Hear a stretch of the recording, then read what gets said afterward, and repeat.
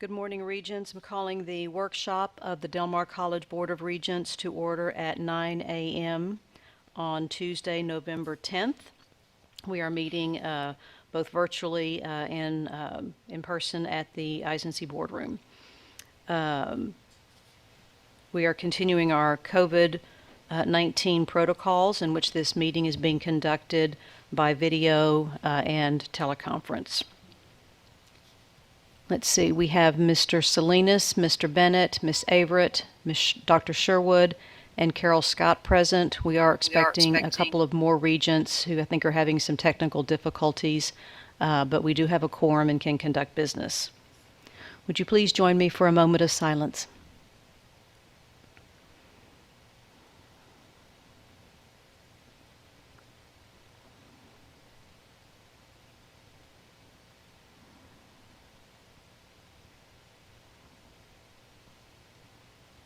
Thank you. And join me in the Pledge of Allegiance, please. I pledge allegiance to the flag of the United States of America and to the republic for which it stands, one nation under God, indivisible, with liberty and justice for all. And please join me in reading the Del Mar College Vision Statement. Del Mar College will be the premier choice for life-changing educational opportunities provided by responsive, innovative faculty and staff who empower students to improve local and global communities. Del Mar College is streaming live audio and video from this official Board of Regents meeting on the college's website in real time, with the exception of portions of the meeting as may be considered closed statute by law. We have an opportunity for public comment, and we did not receive any public comment prior to the deadline for the workshop this morning. So we will move straight into our workshop agenda items. Regents, just for your knowledge, we're going to have these two discussions, and then if we do have a little bit of time, depending on the time that we finish, we may go into closed session at the end of the meeting, as we did last month, and go ahead and take care of some closed session items this morning prior to going into our full board meeting, our regular board meeting at 1 p.m. But with that instruction, we will, let's see, I'm instructed that Mr. Garza is on, but just doesn't have his video connected. So, Mr. Garza, if you could confirm that you are with us. I'm on. Very good. Thank you. Thank you, sir. Okay, so with that, I'm going to turn it over to Dr. Escamilla to introduce our first workshop item. Thank you, Madam Chair. Good morning, Regents. Good morning, everyone.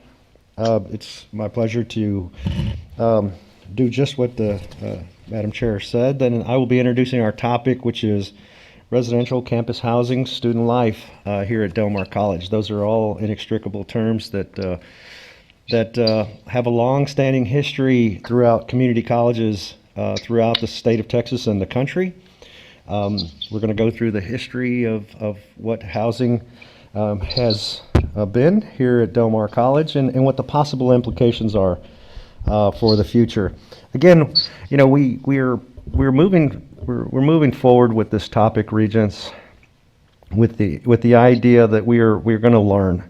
We're going to learn how the pros and cons, rather, of housing as an option for our students. We do know that historically they've existed here and they've supported specific programs.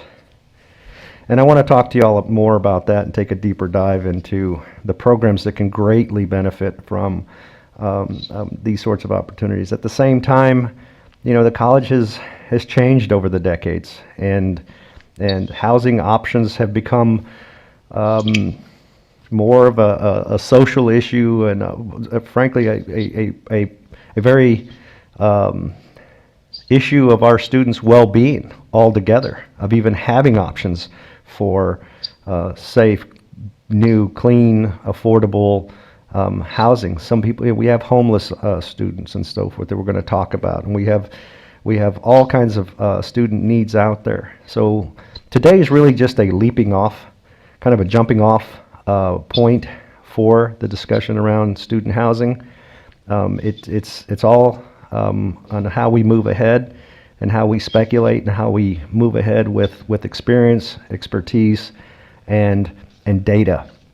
So with that being said, Mr. John Strybos and Rito Silva are teaming up on this. Why? Because this is a student services function, okay?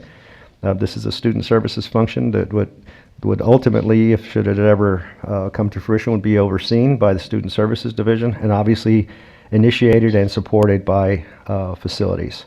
But that being said, Dr. Silva, I guess you're kicking us off? Yes, sir, Dr. Escamilla. All right, take it Thank away. you, sir. Thank you. Good morning, Madam Chair and Board of Regents. In today's workshop, Mr. John Strybos and I will take a deeper dive into our conversation related to student housing, just like Dr. Escamilla mentioned in his opening remarks. I will begin with an overview of the history of housing at Del Mar College, and then present student housing costs among our 29 sister colleges and 4 other technical schools. I'm also going to share costs from regional and landmark universities, and I'm going to conclude with a review of a recent survey we did with 538 of our current students regarding housing. Mr. Strybos will then discuss the process of conducting a student housing market analysis, an example of public-private partnership, and the process for such a partnership. So I'm going to begin now with a brief history of student housing at Del Mar College. Next slide, please.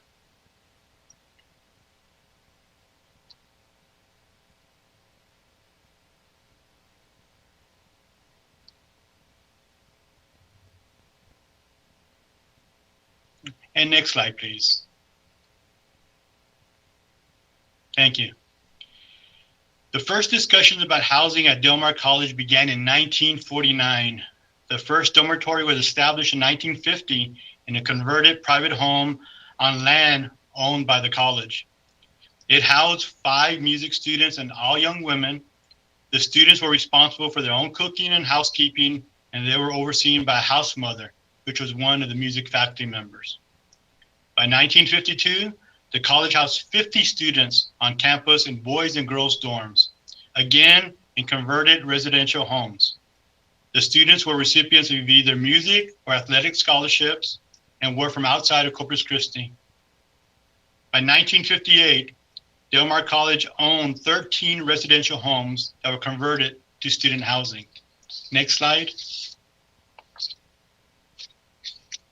By 1963, dormitory buildings have been constructed on campus. The men's dormitory was located near where the water tower is right now, and the women's dormitory was between the English and recital hall, very close to where the general academic and the music building sits right now.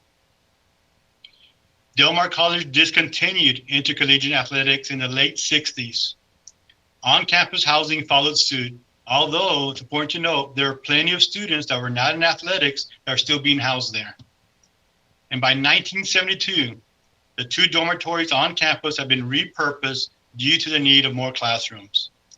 The men's dormitory became classroom space and was eventually demolished to make room for an expanded maintenance facility and the campus water tower. The women's dorm building would come to house the Stone Writing Center for many years until it was eventually demolished to make way for the Fine Arts Center expansion. Next slide, please. Regents, there are, as Dr. Escamilla mentioned in his opening, many benefits for student housing for the college. Housing, for one, will allow us to be more aggressive in recruiting students from outside our area. I was speaking to our interim dean of arts and science yesterday, Dr. Cindy Bridges, and she reminded me how housing would allow the music department to recruit talent from throughout the state. And there are other divisions in the very same situation as well. And we also know by research, such as the article published by the U.S. Department of Housing and Urban Development, that shows time to completion is reduced with housing and helps with engagement. And we know that engagement is a key component to retention, and having housing will increase the collegiate experience of our students. We also know too well that our students have housing insecurities. Our staff often hears about students being homeless or couch surfing. Housing is also a common question at new student orientation, especially by parents. And 29 out of the 50 Texas community college offer housing. And I'm going to go into a little bit more details on their costs as well. And housing is closely linked to our goal in our strategic plan. Goal 4, provide engaging, effective, and student-ready environment. And objective 4, develop new and renovated facilities to meet the needs of our 21st century students. And lastly, housing on the East Campus will help us stabilize enrollment as we open up the South Campus. Next slide, please. Regents, in the next 2 slides, I'm going to show you average cost of housing from the 29 Texas community colleges, 4 state technical colleges, and 4 universities. The schools that you're seeing highlighted in red are our cohort colleges, which are assigned to us by Texas Higher Ed Coordinating Board. And I'll leave it up there for a bit, but you'll see a range of costs from $2,400 at Southwest Texas Junior College to $8,470 at Tyler Junior College and Northeast Texas College. Next slide, please.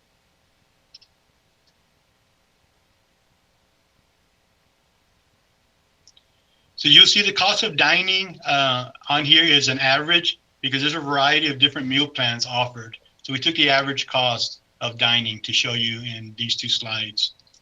Also on this slide, we also included our regional universities, A&M Corpus Christi and Texas A&M Kingsville, along with our land grant institutions of the University of Texas and Texas A&M University, just for context.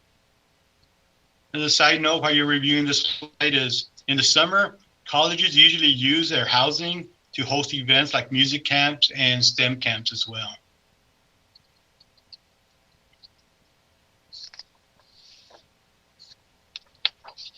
Next slide, please. We recently conducted an online student survey regarding housing. We received 538 responses, and I want to thank the Office of Institutional Research, College Relations, and Campus Life for coordinating the survey. So let's take a look into the survey. Next slide. To begin, let's get an understanding of who filled out the survey. Students were evenly split between freshmen and sophomores, with almost 43% of freshmen completing the survey and 42% of sophomores. Next slide. A vast majority of our students completing the survey are single, as you can tell by this slide, 76.58 single, 23.42% were married. Next slide. 60% of students also had intentions of transferring to a 4-year university. Next slide.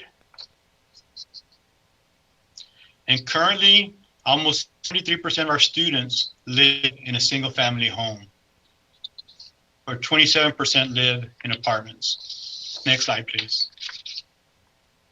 This slide I want to spend some time on. This is a very important slide. 79% of our students in the survey would like to see Del Mar College offer some sort of student housing. Very important message from our students. Next slide. And more than half of the students said they would be interested in living in student housing. In the open-ended part of the survey that I'll talk about more in a little bit, there are many remarks stating that the students who, some of the students filled this out were non-traditional students with children and already an established home. But they saw the benefits of student housing for other students. Next slide, please. Students indicated that given a choice, they would want the option of both residence halls and multifamily living, such as an apartment. Next slide. Among the amenities desired, food service and wellness centers were on top of the students' list, followed very closely with a place to study.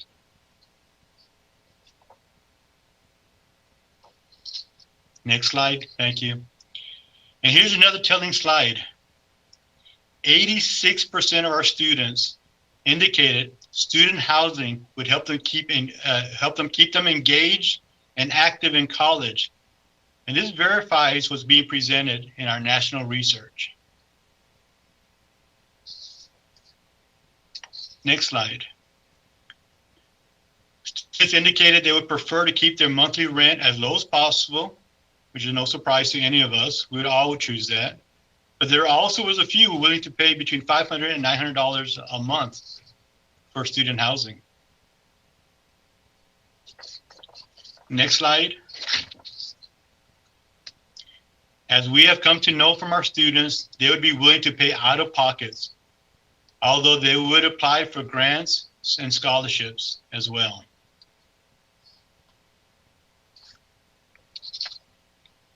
"66% of our students completing the survey indicated that their income was below $20,000, making them very likely to be eligible for financial aid. But this is also an interesting insight into our students that we've come to know, that they are a cash-paying culture. Next slide. So at the very end of the survey, we asked an open-ended question, and we asked them, how would housing impact your experience at Del Mar College?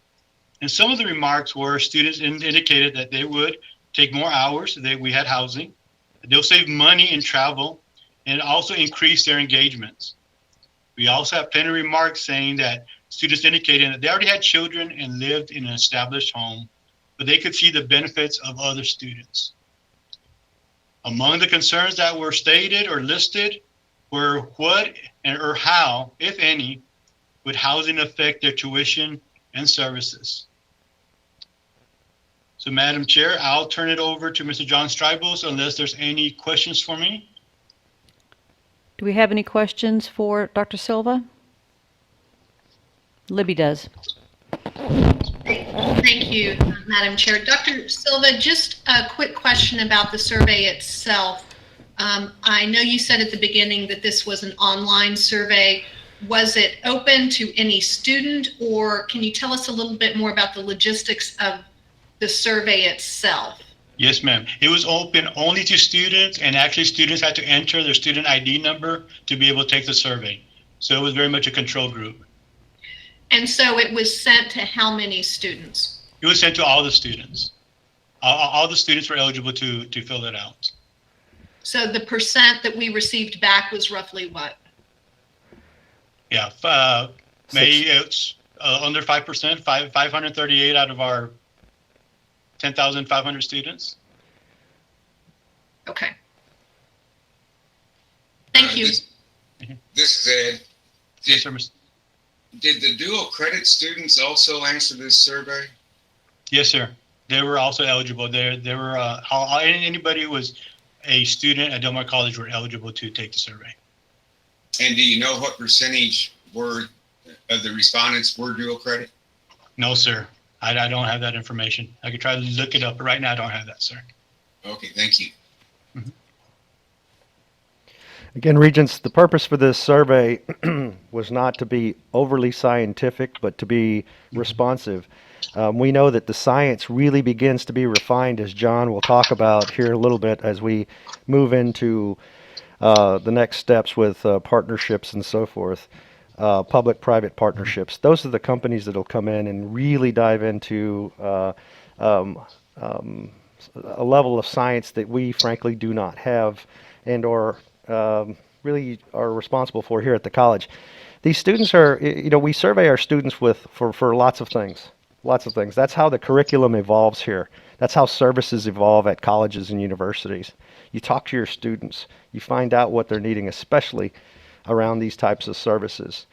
And so, my hat's off to the efforts to get out to 500 students. To get 500 students, I think that was somewhere pretty close to a third more of the students that we did last time. But again, the idea was to be frank and responsive. It's an indicator.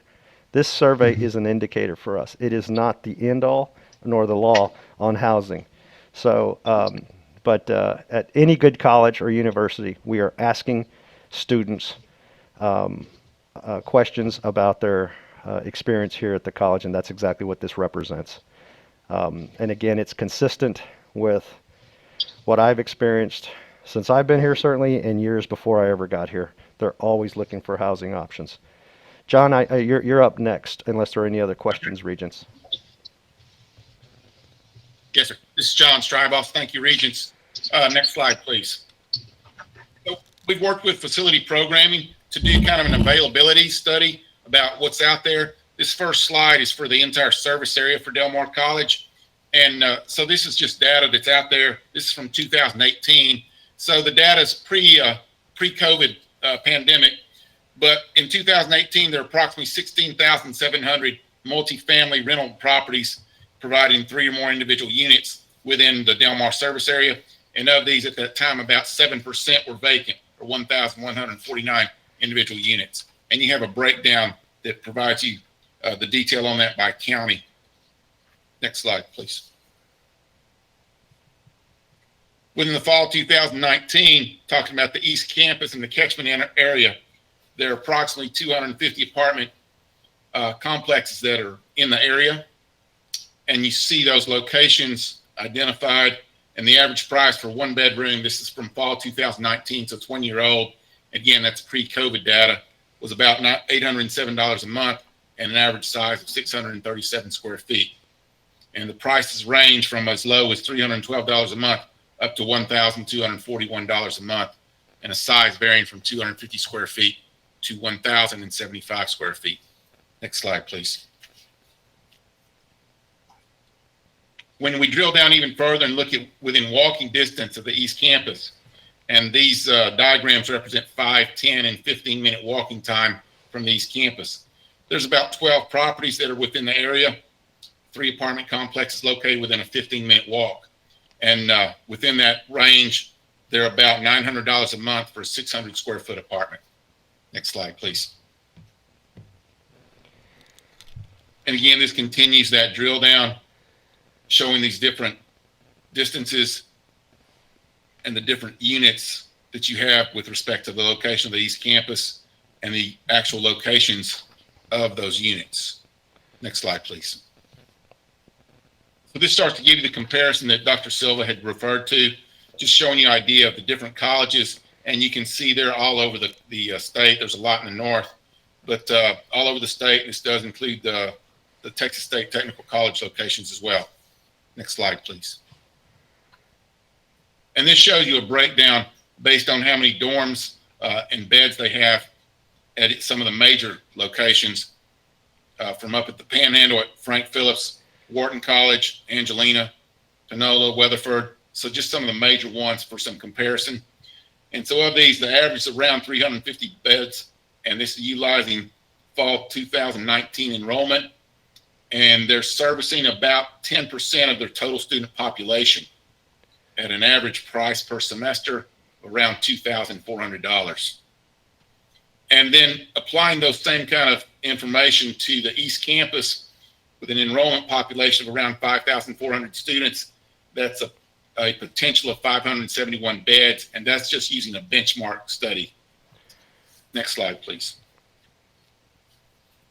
This shows you kind of a bandwidth using that 571 beds kind of as the benchmark, and putting some boundaries on this to kind of give a range of possible recommendations. And this is based on 2 percentage points less than the midpoint and 2 percentage points more. So it's plus or minus 2%. So that range then from 687 to 489 beds. And again, going back to benchmarking to what our peers have been providing at about 10.6% of the student population. That gives a range of from 463 to 678 beds. And that's for a fall 2022 projected enrollment at the East Campus. Next slide, please. Projecting this demand. And so this overlaps a lot with the survey. Also drills down into our learning modes and whether we have observed apartment dwellers on the East Campus and based on ethnicity and race, and kind of drilling down on these. So in the fall 2019, approximately 11.4% of the students enrolled in the East Campus resided in an apartment. So then of these, 653 students were enrolled in other physical on-campus courses or hybrid classes.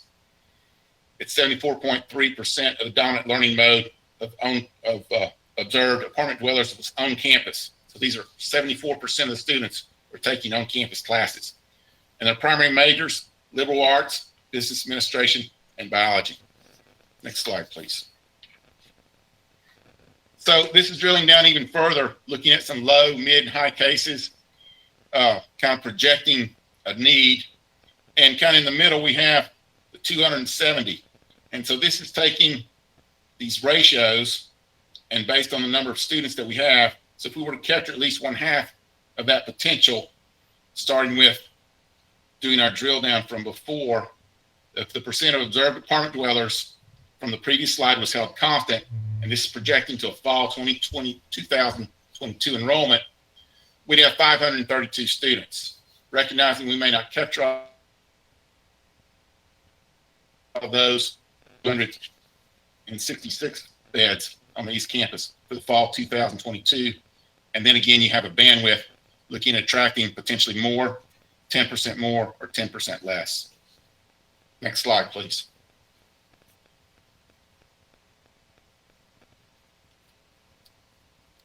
So that leads us to explore some different housing options. There are residence halls, your traditional dorms with residence halls, advisories, usually 2 persons per suite with a food service. Apartments traditionally having living areas and full kitchens. Multifamily apartments, which would allow dependents of Del Mar College students to live in housing. Have some examples. Next slide, please.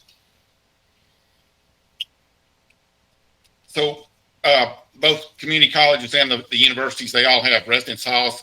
Here's some examples at Blinn College. This is Holloman Hall. Next slide, please. Some examples of some apartments. The Abe and Annie Seibel residence buildings at Galveston College. Next slide, please. Multifamily apartments at Midland College. Next slide, please.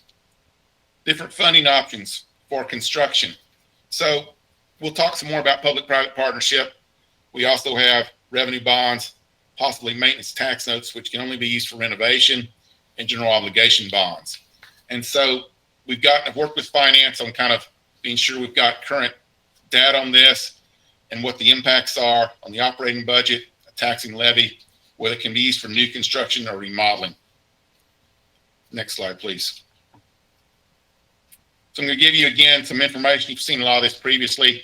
Just talking about Tobin Loft at San Antonio College. And so what happened at San Antonio College, they had underutilized asset. Literally, it was a dirt parking lot.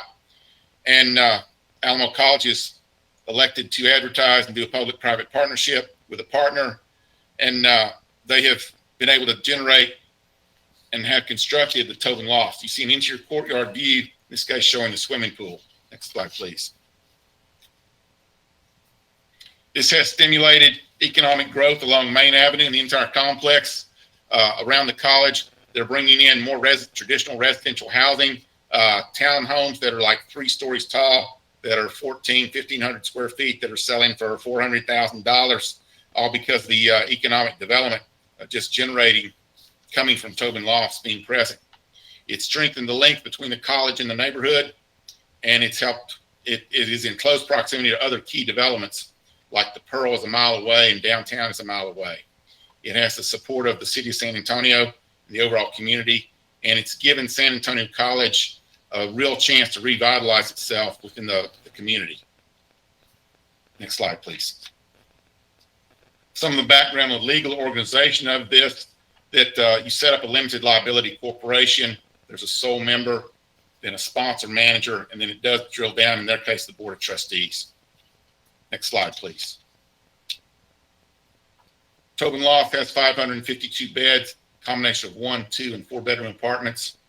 It was completed in 2013. They're furnished apartments. They include washers, dryers, ceiling fans. They're access to high-speed internet, cable service. They have common areas, including a fitness room, a pool that does have limited hours, a business center, study rooms, game centers. It has an on-site parking garage that San Antonio College owns and operates. and everything is security through gate card access. And the demographics match the San Antonio College population. And it is within walking distance to restaurants and other amenities. Next slide, please. The occupancy trends when it opened, it was at a little bit less than 0.5%. And that literally is because it opened right at the fall semester and had problems pre-renting because they didn't know if they'd have it open for the fall. But it's leaped up to, by May of 2017, it was at 90%. It's kind of dropped off some, and especially with impacts from the COVID, but it continues to be a key part of the community. And the most popular units in this case are the 1-bedroom, 1-bath options, and 4-bedroom, 4-bath options. Next slide, please. The leasing rates, they range from $1,019 to $1,175 for 1-bedroom, 1-bath, down to $575 to $630 for the 4-bedroom, 4-bath options. The rooms are furnished, the utilities are included with the rent, and they use Campus Advantage as the third-party company that manages Tobin Lofts, and they lease by the bed. Next slide, please. Their target market is San Antonio College. They ideally get students who are in their occupants to continue to renew their leases. And once they're enrolled there, they can, even though they graduate from San Antonio College, they can continue to live there. So if they're going to Incarnate Word, UT San Antonio, Texas A&M San Antonio, they can continue to live in Tobin Lofts. And if they lived out of district, now they're living in district, so they pay a reduced tuition. It includes students not just from San Antonio College, but from the other Alamo colleges, St. Philip's College, Northeast Lakeview College, Northwest Vista College, Palo Alto College, but also the University of Incarnate Word, the University of Texas San Antonio, Trinity University, and St. Mary's University, and also has international students from Mexico, Saudi Arabia, and Brazil. Next slide, please. An example project for Del Mar, the conversion of the Ventnor's Business Building. And so I've got some floor plans to kind of look at. We've got 3 floors, the gross square footage, and kind of some layouts, but we could end up renovating this to have about 219 beds and some kitchen space. Next slide, please. So the first floor would have 14 2-bedroom units, 15 3-bedroom units, for a total of 29 rooms with 73 beds. There'd be a common shared kitchen dining space with 18 tabletops and 52 seats for dining. There is no, the common shared kitchen would be space where students would prepare their own meals. It's not set up for a food service directly, although that could be modified if that were chosen. Next slide, please. The second floor, 29,252 gross square feet, 16 2-bedroom units for 32 beds, 14 3-bedroom units for 42 beds, total of 30 rooms, 74 beds. Again, a common shared kitchen dining space, 18 tabletops, 52 seats for dining. Next slide, please. So the third floor, 29,025 gross square feet, 2-bedroom units for 2 beds, 2 1-bedroom units for 2 beds, 14 2-bedroom units for 28 beds, 14 3-bedroom units for 42 beds, total of 30 rooms, 72 beds, common shared kitchen dining space, 18 tabletops, 52 seats for dining. Next slide, please. Preliminary estimated construction cost about $20 million. The soft cost, the design, the furniture, fixtures, equipment, around $5 million for a total project cost of around $25 million. Preliminary estimate, 8 months for design and 12 months for construction. Next slide, please. Some other information that is good parts about the East Campus. Some of you may be aware of this, but the East Campus is in the heirs opportunity zone, which makes it eligible for other potential grant funding. Possibilities of partnering with the city of Corpus Christi for type B affordable housing, as well as the city of Corpus Christi for community development block grants. There are economic development grants for jobs during construction and housing for workforce students after completion, and potentially with the city of Corpus Christi for a housing voucher program for qualified students. Next slide, please. This next information is some general information about the heirs opportunity zone. It comes from the city of Corpus Christi website. You can see at the East Campus, that's the dark blue in the top center of the screen. It's based on a census tract, and when the census tract number is 483550020001. When these opportunity zones were allowed to be created, there were 9 of them set up in Nueces County, and these were created by the 2017 Federal Tax Cuts and Jobs Act. And the key on this, it had a detailed analysis. It's based on demographics, income, and population density. And these are opportunity zones are eligible to receive state and federal incentives. Next slide, please. There's opportunity zone, some additional background. It aims to channel long-term capital into investments in distressed communities. And according to the National Community Development Association, areas designated as opportunity zones retain the status for 10 years. So we've got several more years in which we can take advantage of this.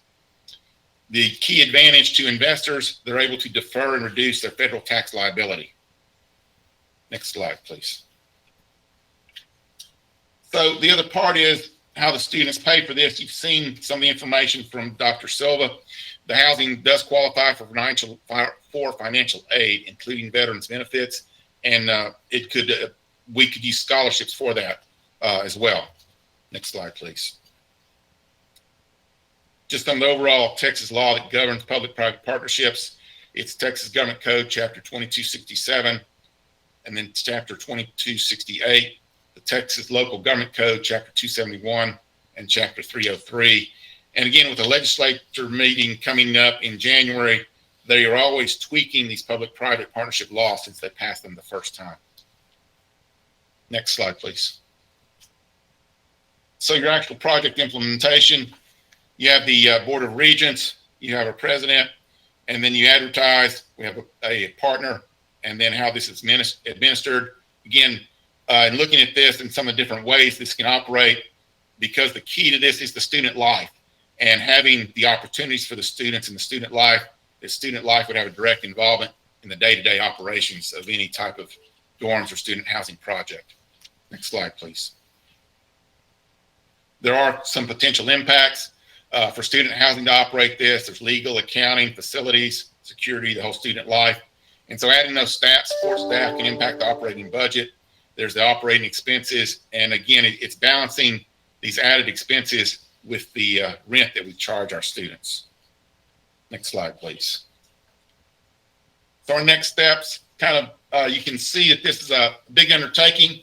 We've got additional research to do, even more detailed, refined demographic studies, getting much more detailed about this, and getting guidance and direction from you as regents, and kind of answering whatever questions y'all may have about today's presentations, and get some guidance on where you think we should go next. With that, next slide, please. That's our presentation. Thank you very much, Mr. Strabos. Do we have any questions from our board? Mr. Bennett? Yes. Did I understand you were projecting 5,700 students for the East Campus? Yes, sir. That came from facility programming. Yes, sir. Is that full-time students? I believe that it is, but I'll verify that. That seems like a large number, and that would not include dual credit. Am I correct? No, it should not include dual credit. Okay, and the investment we're looking at is 25 million. I presented that as an example for the renovation of the Ventnors building. Yes, sir. So it'd be 25 million plus the building. Well, if we renovate the Ventnors, the preliminary estimate from the architects is $25 million for the project. And Del Mar already owns Ventnors, so there's no other building cost. In looking at the use of the Ventnors building, it's an underutilized building, yet the structure is still sound. So one way to repurpose that building would be into a dorm. Okay, so we're not going to need those classrooms then. That is correct. Those classrooms, Mr. Bennett, would be reprogrammed. We're planning on reprogramming space in what we call the old arts building, where we moved the music out into the new music facility. And so there's comparable space over there. Actually, I think it's comparable. It's almost exactly the same square footage in the arts complex. And those are our next phases of the 14 bond that are being developed. There is some specific space over in Ventnors building that we would replicate at the in the new arts building as well. And so, for the sake of efficiency and maximizing the current space, we would move the educational or the classroom space from Ventures to the Arts Complex. Okay, and at this time, we've not projected any financial statements for this project yet. Am I correct? Correct. That is correct. I have to work with finance, and there's a significant other number of details. I mean, for example, would we really want food service? And when we talk about kitchens there, it's like we could have grab and go vending machines, which have a variety of products in there, to ranging to a full food service. And so it's some core business and operations decisions. And we'll need more feedback from student life about what that really means. And so that could also impact so there's a lot of different variables that need to be more clearly defined to actually nail that cost down. But based on these preliminary floor plans and analysis from the architects, $25 million is a reasonable number. Okay, thank you.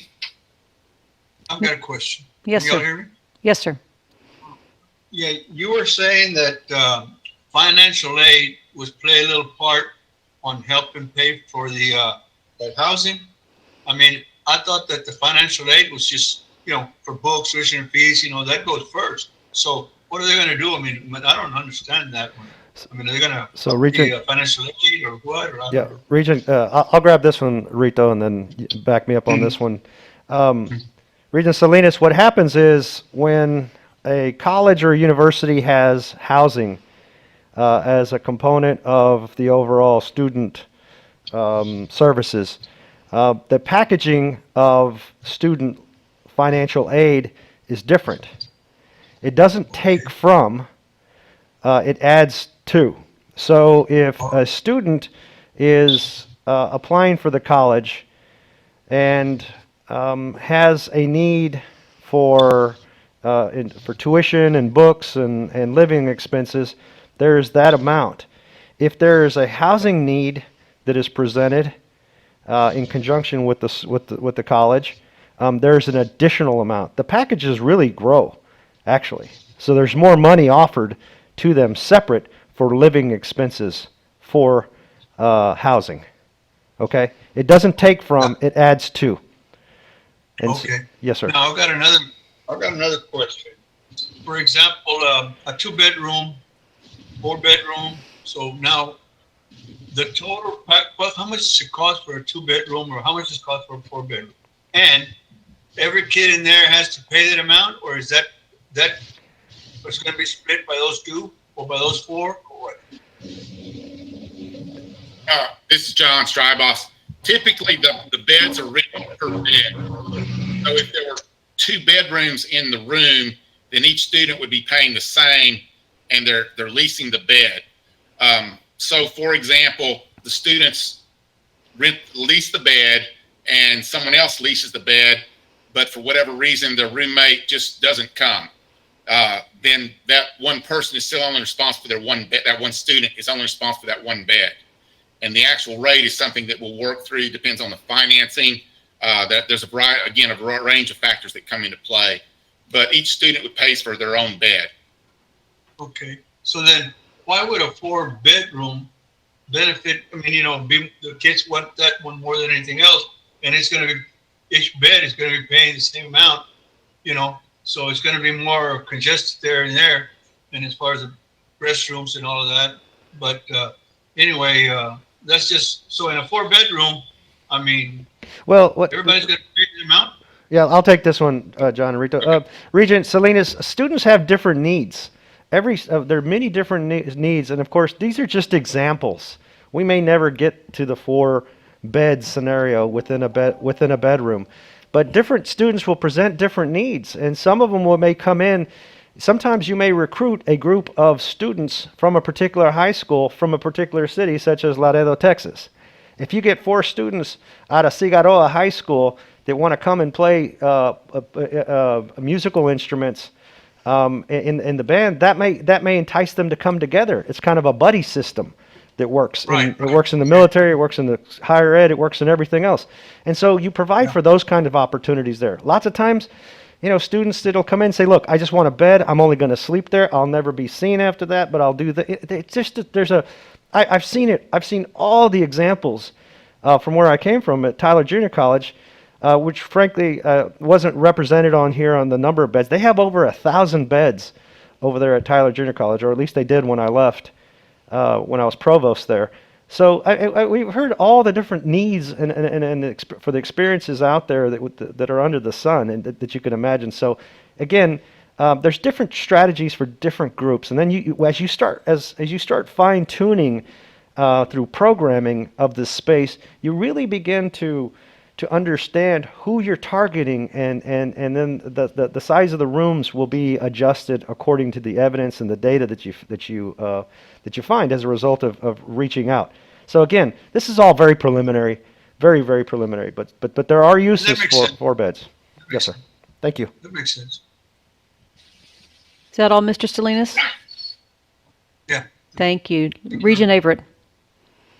Thank you, Madam Chair. I have just a few quick questions. I saw and heard the information about the 90% occupancy at the Tobin project. Is that a typical occupancy rate for community college housing, or what have you seen at some of those other sites?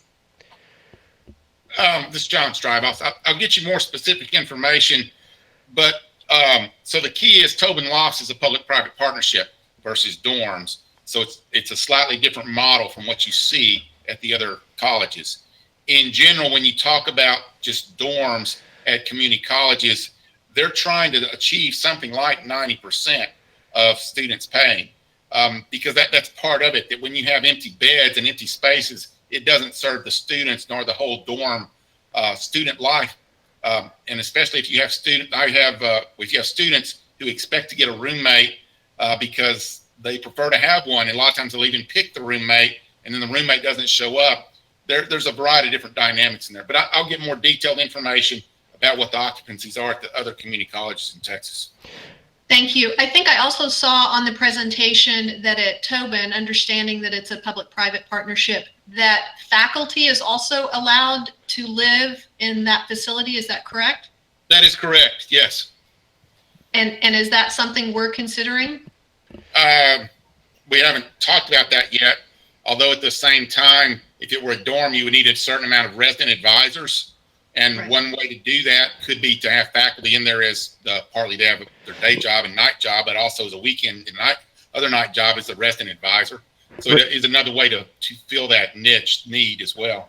Regent Averett, there's another way to answer that one. From my experience, it's going to depend on what we're talking about. So we're talking about two different scenarios here, the multifamily apartment style and then the dorm, right? If you have the apartment style, sometimes there's capacity there for transitions, for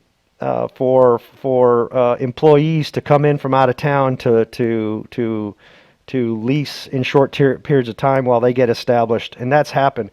Yours truly lived in the football dorm when I transitioned from Chicago to Tyler, and when the team wasn't there, and my family was staying 2 hours north of me at my in-laws' place when I was there. So there's all kinds of transitional opportunities there. Those are and then sometimes, like in Tobin, in the case of Tobin up there in downtown San Antonio, in a very metropolitan area and so forth, there's some permanency that's established there as well. And then it comes with, handling those things. So everything is on the board is on the table today for discussion.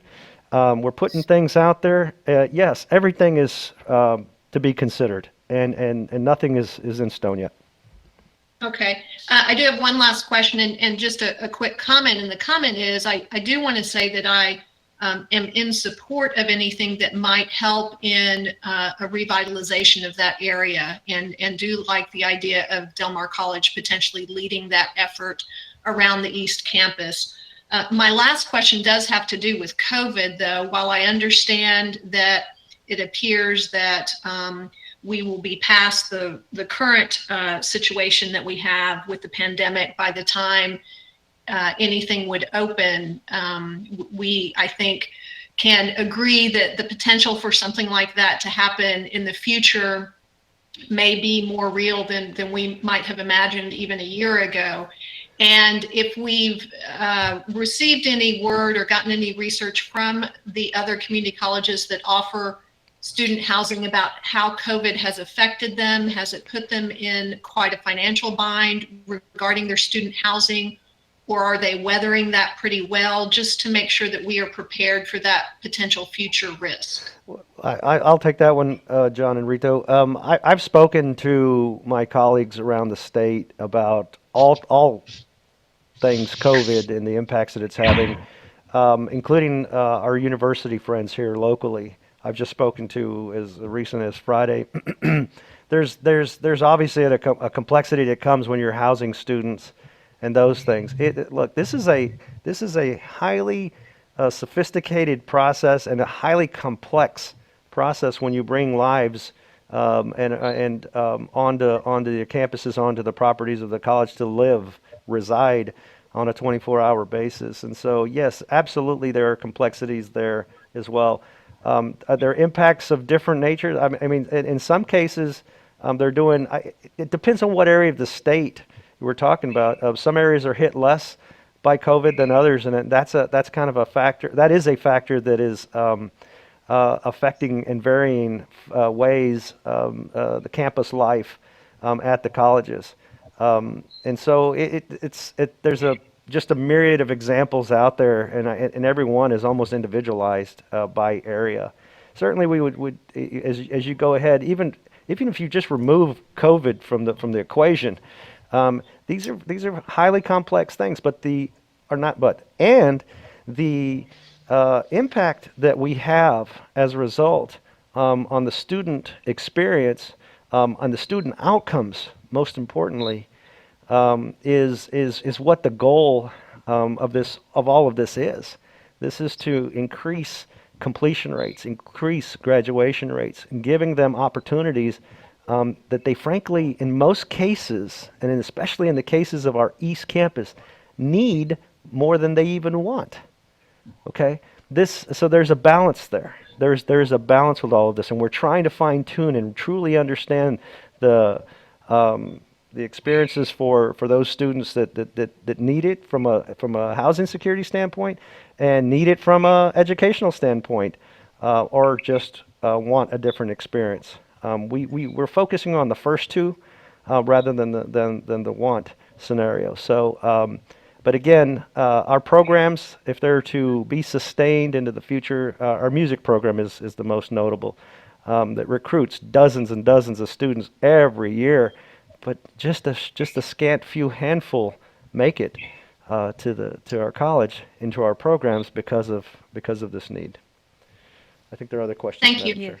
Thank you, Thank ma'am. you. We're Thank you. going to go to Dr. Sherwood, then Ms. Hutchison, then Mr. Garza. So, Dr. Sherwood?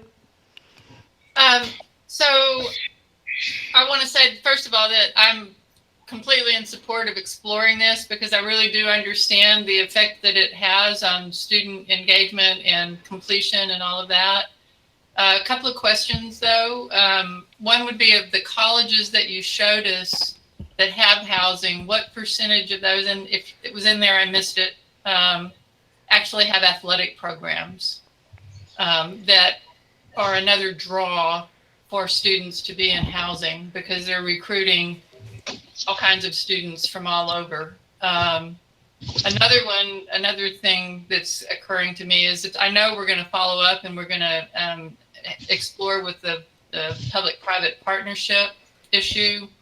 If they come back and they say, we can't make this work, the numbers aren't there, then the question would be, at that point, would we want to try to take that on ourselves with the Venter building, or is that a stop point? So I'll take this one, John and Rito.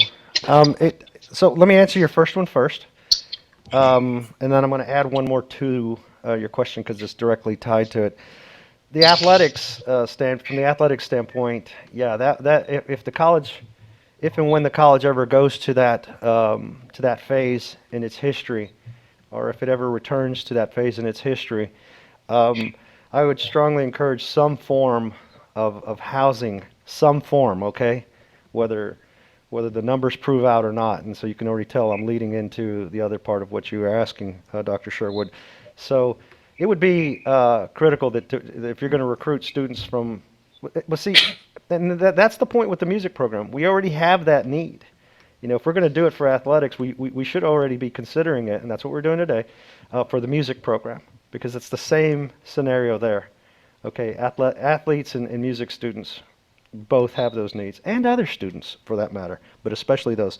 So there's the answer for athletics. You definitely want a place to be able to recruit students, because although you'd probably, if we were to have athletics, and I've been over athletics before, you'd probably have a charter that says, you know, X% come from the service area, X% come from, you know, from outside. But even if they come from the service area, if you can't drive in from Sandia, Texas every day to play softball or baseball, you know, that kind of thing. So there's those examples. The other piece, going back to you, Dr. Sherwood, is, you know, if the numbers don't add up, big picture-wise, we've got to look at different scenarios.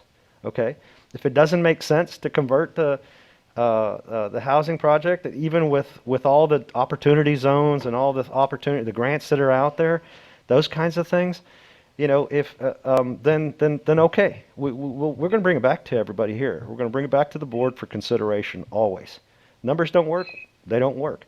If there's a different scenario we can look at, if we go out there and find grants, say, that cut that dorm opportunity and residence hall opportunity and ventures by half because of some grants we may be eligible for, or even a third, well, then the scenario is very different. So we're going to work to that end. And then I would also add, this is that third piece that I'm tying to and adding on to your question, Dr. Sherwood, and that is there are other housing opportunities more distance from here, but and I've already been in conversations with our university partners out there. Where there's capacity over there, that might be an opportunity for us. Okay, but I hate to use that word, but the problem is there is that when there's capacity, we have opportunity. When there's no capacity, we're not given preference. So it's not a long-term proposition, although it could be something that grows and helps them in the interim. We got to be very careful about what we create over there. With our university brothers and sisters. So I add that to the complexity that's out there, because I know people are going to ask, why don't you just go help fill that dorm that's has some capacity? Well, we will, and we're working on that, and I'm in very close contact with Dr. Miller, in very recent contact with her, and so we'll put all those on the table for consideration. Again, we got to take deeper dives there as well. Is that it, Dr. Sherwood? Ms. Hutchison, you had your mic open earlier. I was going to give you an opportunity, and then we'll go to Mr. Garza. I did, and we really have moved on, but it is not the quick answer to Coach's question about the size of the rooms and the number of students, is that the pricing would be different. If you've got more rooms, you're leasing for less than if you've got only one bedroom. I mean, I think that's pretty standard. So that's in there too, that there's an incentive that it could be less expensive if you've got more roommates. Would that be correct? Yes. Yes, ma'am. Yes, ma'am. Thank you. Mr. Garza? Can you hear me? Yes, Just want to make sure I'm on. Yes, sir. Okay. Okay. First off, I've always had an interest in housing because that's something that I've been involved with since I came back from California in 2000. I guess the first thing I'd like to find out is there any way to do research to figure out what drove, besides the need for classroom space, what drove the decision to get away from dormitories or providing dormitory housing back in 63 and 72? That's the first question. I'd like to see if there's any way of retrieving minutes from those meetings to figure out how that particular decision was arrived at. Secondly, besides talking maybe to a couple of fellow junior college institutions, I just kind of wonder if there's some place to be able to do research to figure out what the trend is nationwide for community colleges in terms of providing dormitory space. I know that the benefits of making the experience better, and I do know that there's a need for housing in that students are challenged to find housing, but I'm sure there's a large percentage of our students that are working students that maybe already have families, which was certainly my case, and that are either living at home with their parents or have their own housing situation because of the fact that they've got a family that they've got to also house. Third, I know that you said that there's help for housing, Dr. Escamilla. The question is, if there's scholarships or funding for student housing, do they get help with their housing needs if they go out to the private sector to find their housing needs right now? Okay, so let me start with that last piece. I didn't, although their scholarships are a very specific piece to this, but that's not what I was actually referring to. What I was referring to was, or is, federal financial aid. Pell eligibility makes them eligible for housing grants that way. So it's not it's a cousin of a scholarship, okay? So it's not an external private scholarship from that'll fund them, although there are those too, okay? So what I was referring to was federal financial aid and the subset of that, which is Pell. So under federal financial aid, there are loans, which we're always pushing people away from as much as possible. But when they do apply, more times than not, there is a level of Pell eligibility that comes with applying for federal financial aid. Okay, so that's different than the scholarship per se. There would be. Yeah, I was looking at some of the numbers and the percentage or the amount of Pell grants that at least Del Mar College gets, and much to your credit and the credit of Del Mar College, is, I mean, it seems to me like we get more than our share. And that's great. We have a lot of needy students, and our income levels are, I'm going to say, probably substantially lower than other areas or other small community colleges. You think we could get more? Yeah. Yes. I mean that's the thing. And when you, so if there was a student that would be coming over here, unless they're on a cash basis kind of situation, in which case there is that too. The scenario would be such that if a student would come here and say, look, I'm applying to your college. I need housing. I need a place to stay for the academic year, and I'll move home for the summer. And I'm applying for financial aid. As soon as they check that housing box, they go into a different category within the financial aid process.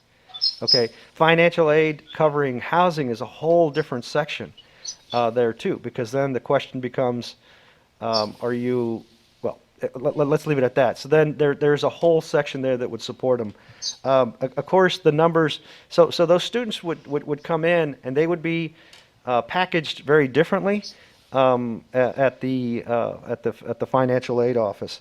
The national trends, Regent Gaddisa, that you're talking about, we can look at them. There's variations all over. Of course, we're talking about 1,300 different college systems now versus the 50. If you add Lamar, okay, 54. There's plenty of variations within the state as well that can describe that, and we can get more of those examples. I appreciate the examples that John got for us here. And I'm working my way backwards to your first part of your question, is the history of the departure from housing here at the college. That is they're handwritten minutes that we've taken a deep dive into. They exist in these large minute books that are about this big in my office, and it's hard. The best we understand is that in fact, just 3 weeks ago, I had lunch with two of the former football players from the championship team of I can't remember exactly, 60 something, just the other day, and we were talking about the history of the college. But the departure from athletics really was I think the best that I can tell right now, the departure from athletics was the main reason for leaving and leaving the idea of on-campus housing. Again, that hurt other parts of the curriculum. That wasn't just recruiting tennis players and or football players and others. So I got to put a finer point on those details. What the actual reason was from the Board of Regents. We're looking for that still. It's buried in the handwritten archives. So I tried to cover all those points the best I could, Regent Garza. So, Yeah, one final question. And again, thank you so much. I guess the movement away from athletics probably would explain the lesser need for dormitories. And so again, I think that makes sense. Okay. The last item, just from my experience, tax credit housing might, and I don't know again if college or dormitory housing would qualify, but tax credit housing seems to me like it might be a great option to explore. We've got probably at least four or five tax credit type developers that come in and delve around Corpus Christi, including Prospera, Madhouse, Fish Pond, and I'm thinking there's one more that I can't remember at this time. But looking at tax credit type housing to possibly be developed for our type of need might be the least expensive manner to be able to actually get a housing. I'm going to say housing or dormitories done for our purpose. The cost of the redoing the Buddy Vetters building concerns me. When I take and I divide out the 25 million by maybe about 78 students that we might be able to house, that comes out to about $320,000 a student. In tax credit projects that I can remember, they would spend about 10 or 11 million dollars for the average of about 200 units. All of the units having kitchens, which these dorms don't, and the average cost was somewhere between $45,000 and $50,000 per unit. And so there's a huge difference. Yeah, I think there's one number that I'm not tracking. You said 78 students? Well, that's what I thought. So maybe No, my memory's it's working. not. Maybe- It's not that. But let me kind of go back because it's not 78 students. I mean, there's 219 beds. I think that was one floor with 78 students. Yeah, that was one floor. That was okay. Yeah, it's 219 is the total there, but still within. We understand 25 is a big round number, and we understand it's a big number. We get it, and we have yet to put the fine point on that. It is an estimation at this point. Based on what we've seen, and there are reasons for that have largely to do with, from the conversations John and I have had, with the type of construction that we currently have. Ventures building, again, is a very bony building. It's got good bones, but it's all bones. It does not have great infrastructure and in terms of mechanicals and those sorts of things. So, and I understand that's probably why that number is where it's at. Again, we're going to put the fine point to it and look at other options out there. But your point, I saw John taking notes on the tax credits and those kinds of things, and we are capturing all of this conversation, as you well know, to get the finer points. If we could just go out for an RFP and see what somebody else might be able to provide at a lesser cost, so that at the end of the day, whether it costs the students, whether it costs us having to increase tuition rates, whether we have to increase tax rates or it's a tax burden, it's still, at the end of the day, it's going to cost the public. So the more we spend, the more that cost is going to be spread back to the people that we're trying to serve. Duly noted. Duly noted. John, do you have any questions there before we move on? This is John Strambos. No, I've taken notes. We've got some more research to do, and yes, I am familiar with tax credit housing type projects, and so yes, they can be a very effective way to get a lot of housing constructed at a much more affordable cost. You're correct. One more point, Coach. Coach, before you jump in, if I may, there's one more point I have, Madam Chair, is, let me get one thing that's going to be the question that I want to make sure and bring it up, and that is the South Side. It's going to come up as this information goes out into the public. We are not talking about the South Side campus.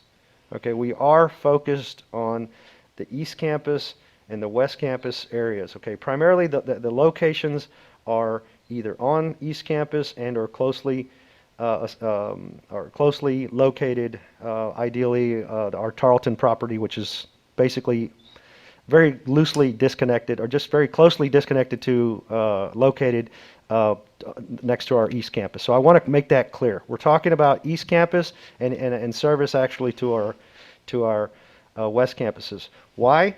Because we know that housing, multifamily housing, currently on the South Side is ample, to say the least. There are many, many, many opportunities already out there, and they are filling as that side of town continues to boom, okay, and grow. And so we're not talking about the South Side campus. The East Campus, and I've got to say this, is located in an area where, yes, there are opportunities of housing, but when you're talking about proximity to the campus, and you're talking about residential dormitories and residence halls and those kinds of things, nothing like it exists anywhere. That's the obvious. Even on the multifamily housing, the limitations of multifamily housing here in the area, in proximity to our East Campus, is highly needed. Okay, so I want to state that there is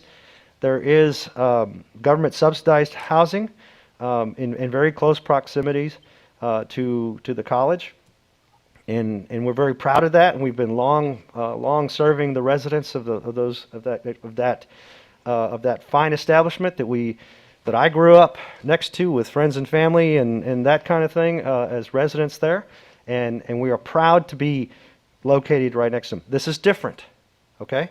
This is different. Although we do serve families from the housing authority right across the street, La Armada and those places, which we're very proud to be partners with. This is different, okay? And so this is an and. This is not instead of, okay? I want to go on the record as saying we're proud partners with the housing authority and serving those residents there. I just had to put that on the record, ma'am. Thank you, Dr. Escamilla. Regents, if you'll allow me, I'm going to make sure that everybody's had a chance to ask some questions one time through, and then we'll come back through with Mr. Bennett, then Ms. Averett, and then Mr. Salinas. I know that Dr. Adami is on the phone. Dr. Adami, I wanted to give you an opportunity to ask any questions that you may have. No, actually, hey, John, great report. Thank you. It was very in-depth. I really appreciate the amount of time that you took to work on it. And I, for one, am in favor of, looking into this further. But no, I have no other questions. Thank you, Dr. Adami. I did have a couple of questions, and then again, I'm going to come back to Mr. Bennett and go in that order. I think I heard a question or a concern in there about this kind of worst case scenario. Regent Averett was talking about COVID. It could be any number of things. So I think when we do the financial analysis, I'd want to make sure that we really understand what the worst case scenario might look like, and how we would overcome that. And I do want to understand, the question that I have is, if there is consensus for you all to continue this research and continue this analysis. One of the next steps that Mr. Strybos talked about was going out to see if there might be a public-private partnership. Is that an RFQ process or an RFP process? Officially, it's an RFP. We can structure it any way we would like to. So, for example, we could actually issue, I'm going to call it a request for information for entities who are interested to just send us their ideas. A different way we could do it is as a request for qualifications, so that we're basically pre-qualifying bidders. and then we could do a request for proposal. So we have some opportunities, and we can couch it in what is in our best interest to be sure we're getting the best answers from this. Because I don't know that I have, and I certainly, as other regents have stated, am comfortable with us continuing the analysis and continuing the conversation. But I don't know that I am at a point yet where an RFP feels comfortable, because that means that we would be putting parameters on the project that I'm not sure we're there yet. So I like the RFQ or the RFI process that encourages some potential private partners to come at us with their best ideas and their market analysis and others. So that's I guess my 2 cents in the whole thing. I'm going to now go. And that's the kind of direction that we need. That's perfect. Thank you. Mr. Bennett. Thank you. I've got one question, Dr. Escamilla. For several years, I've heard that the dorms would benefit the music department by bringing in people from outside our area. Yet, if I'm understanding the sample correctly, it looks like our demand for rooms for current students far exceeds what the supply will be. So how are we going to prioritize issuing these rooms out? So yeah, that's a great question, and we're going to have to take that deeper dive. Let me just go back. Music was the kind of like the clearest, most focused point. It could be students that want to come into our sciences program. They could be coming in for welding at our West Campus a few short minutes down the road. They can come in for nursing. They can come in for any number of programs, okay? I was just using music because historically it was tied back to that question that Regent Garza asked about when back in the day, why this program, this housing program was here. So then you're right. It goes back to the local needs. The local needs would seemingly provide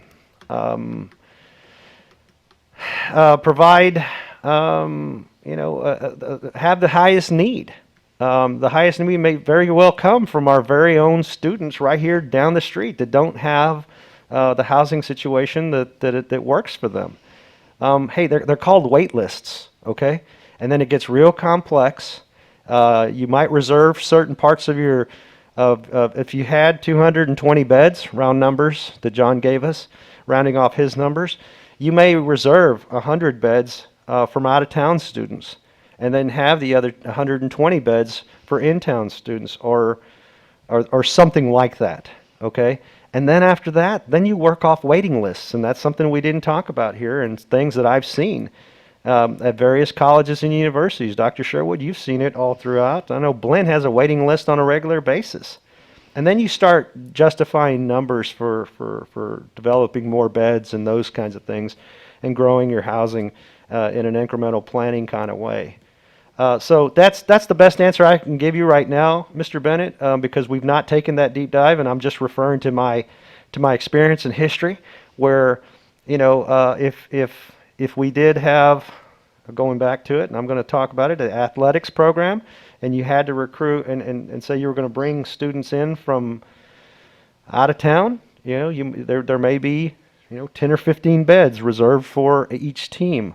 You get into those kinds of things, and then you set it up on the front end that way, based on the programs that you have, and then you go from there. And it's really a year to year after that, and fine tuning as the students request space for residents.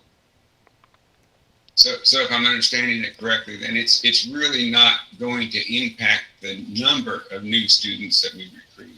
It's just going to really service what we've already got. Is that a correct understanding? So the idea is, if you're going to bring more students in, it depends on what type of housing that's out there.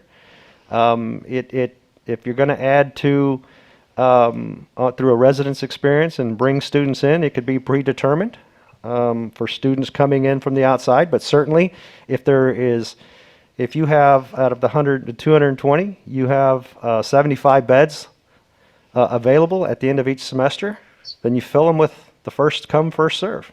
And that's what they do there as well. So I guess it would depend.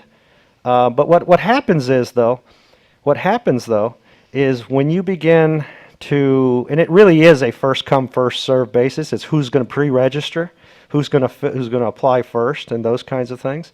But when you're out there recruiting and reserving beds on the front end for music and biotechnology, just say, and you're going to recruit students out there from out of town, well, we start registering for fall in April.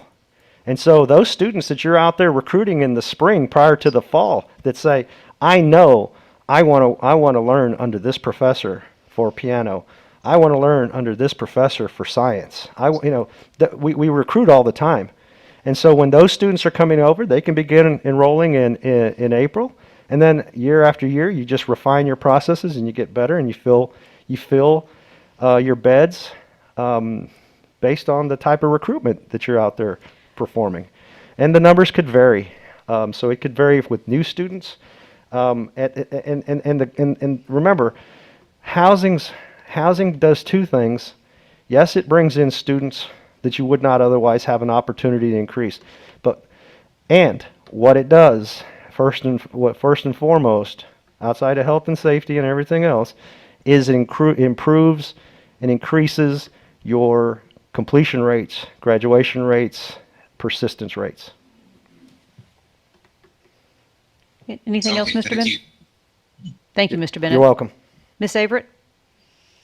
Thank you. I'd like to reframe a question that Dr. Sherwood asked earlier because I'm not sure I heard the answer, and that may have been my issue. But my question is, of the Texas community colleges that you all showed us earlier that have student housing, how many do not have athletics?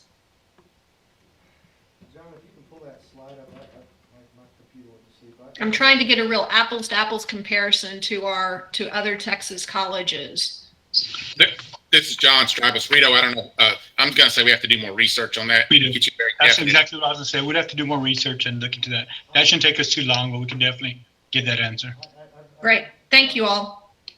Averett, I will say that I've worked long enough in Texas, and I know you have too, gentlemen, but I'm going to go out there on a risk and say the majority of them have athletics. Okay, with the exception of San Antonio College, which also technically has athletics as well, fencing and other things like that. The majority of those will have those extracurricular types of programs. And let me be clear, that's not a deal breaker for me. I just want to make sure that we understand comparable campuses who are more similar to our situation and understand what makes it successful for them. Thank you. Thank you for the question. Thank you, Regent Averett. Mr. Salinas? Yes, I've got a couple of statements or questions. One of them is, I think I heard, and you got to correct me on this, I may be wrong. So you said one of our students comes in, goes into the housing, and he's from out of district. And so when he's there in housing, then I think, correct me, did you say that then he's going to be in district or what? This is John Stribos. Normally that's how that would work.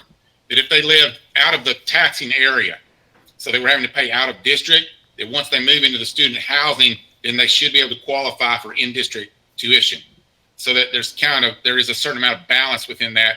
And I know from the past, from San Antonio, that some parents would do the math, and while it may cost a little more, they were able to get their child in a better environment, their adult student. So yes, that there should be some kind of cost differential from out of district to in district once they're living in the student housing. Okay, that helps. And the other one that sorry. Pardon me, I just wanted to follow up with that, John. That would be true if they moved to town and moved into an apartment as well, right? Yes, that is correct. That is correct as well, yes. Mr. Salinas? Okay, the other thing I wanted to say was, for example, let's say Laredo Junior College, Coastal Bend there in Beeville. Okay, look, the majority of those kids that they have playing baseball there are from our area, right here from Corpus. So the thing is that, here we are trying to go ahead and do what's, right as far as helping our community and our kids. But the thing is that, you're talking about bringing in about 150 people, new ones that maybe are going to go somewhere else because they're going to have an opportunity here. Okay.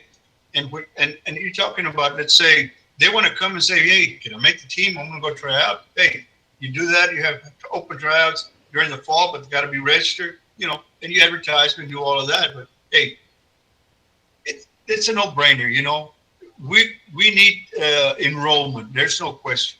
And I think what we're doing here with the dorms and housing, hey, that should work. But the same token, that I really like the idea that we're talking about increasing enrollment, because that's one of the things that really, that's like number one as far as we're concerned. As far as I'm concerned, we got to get our enrollment up. I think that really back in the days when they had that athletics here in football, hey, they went to the Junior Rose Bowl in California, they won. They had a lot of kids from here. But the thing is that on that one, for example, they didn't have that many students. But we're kind of in a state, hey, something's wrong here. It's not working, because how come we still have at a certain point? So I think we, as a board, and somebody needs to look at it and say, okay, what can we do? We got to look at enrollment. What can we do to increase enrollment? And I think that if we can make this a community college, as far as getting all the people involved here in Corpus and the area, hey, now the name the Vikings is going to be out there a lot, and I think that's important for us. Thank you. Thank you, Mr. Salinas. As a follow-up on the conversation that just occurred, it occurs to me that we need to be clear on our primary and secondary objectives going into this. And so I've heard some of the objectives on new student recruitment. I've heard objectives around retention and engagement and persistence. I've heard objectives around part-time to full-time, moving students from part-time to full-time, decreasing hours to completion. So I think it would be very helpful in the RFQ or RFI process if there are very clear indications from the college about what our objectives are for doing potential student housing and why those needs are not being met in the private sector. So I think there's still some work to be done around this so that we are clearly communicating to potential partners as well as the public about why we're doing this. Obviously, one measure of success is if the student housing is full on a regular basis.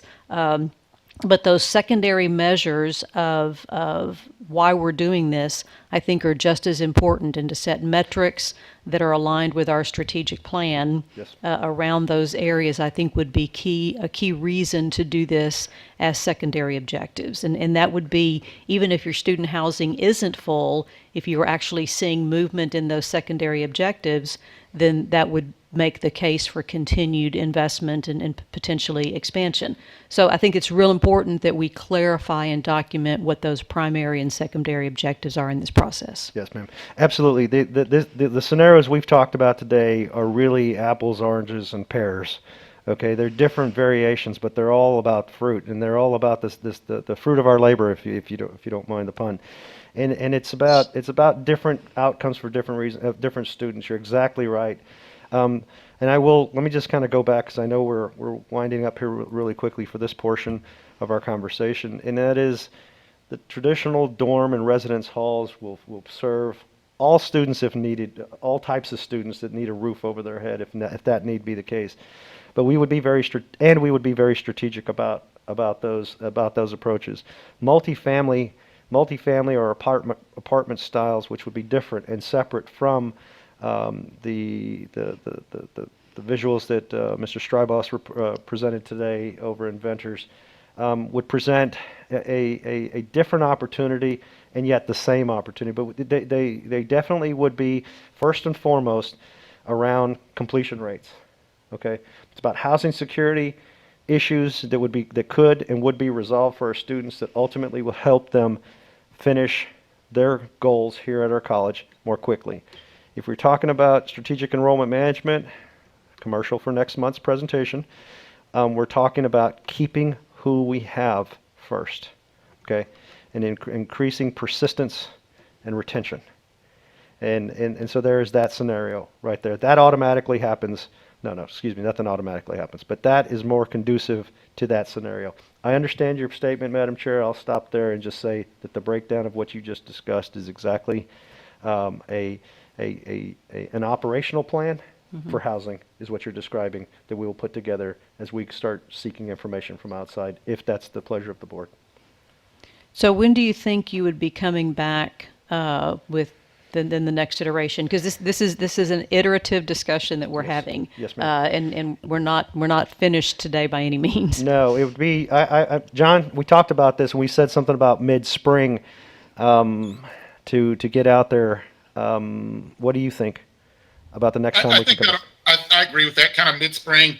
And I think what our goal would be to have more answers to all these questions, to have, I'll call it a draft RFI that the Board of Regents can review to get their input, to be sure that the project, the RFI, is clearly defined about our objectives of the RFI and the whole project, and what kind of data we need from the private sector. So no, I think mid-spring is reasonable time frame to have a draft RFI ready for the Board of Regents to review. Okay, good.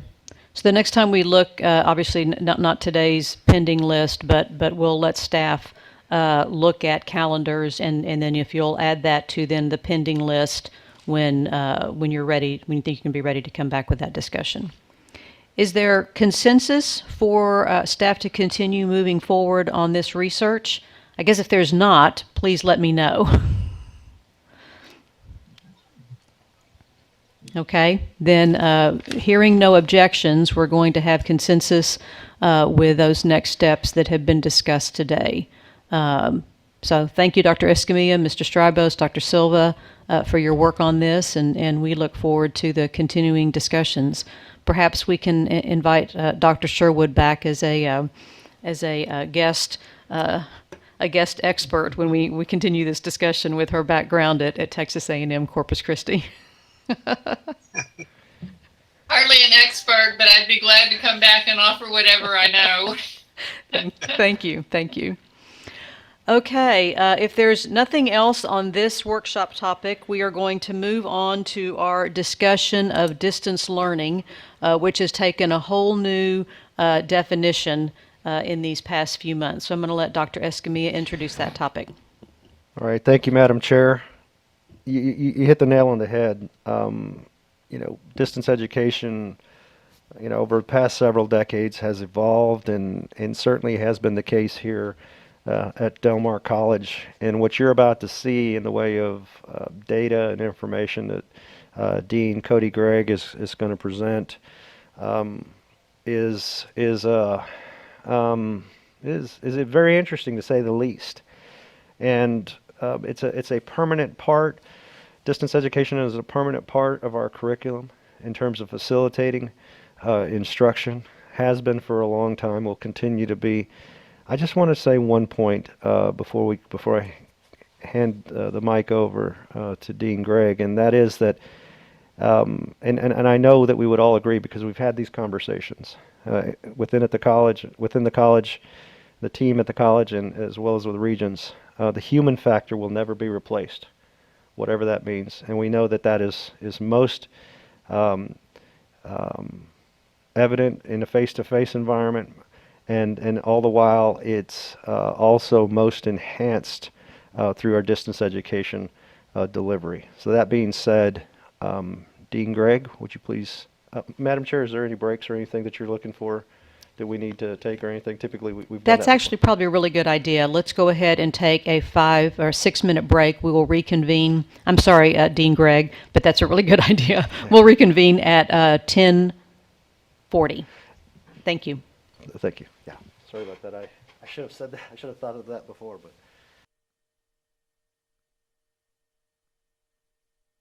Okay, Regents, it is 10:41. We are reconvening. We can have folks turn back on their cameras so we know who is present.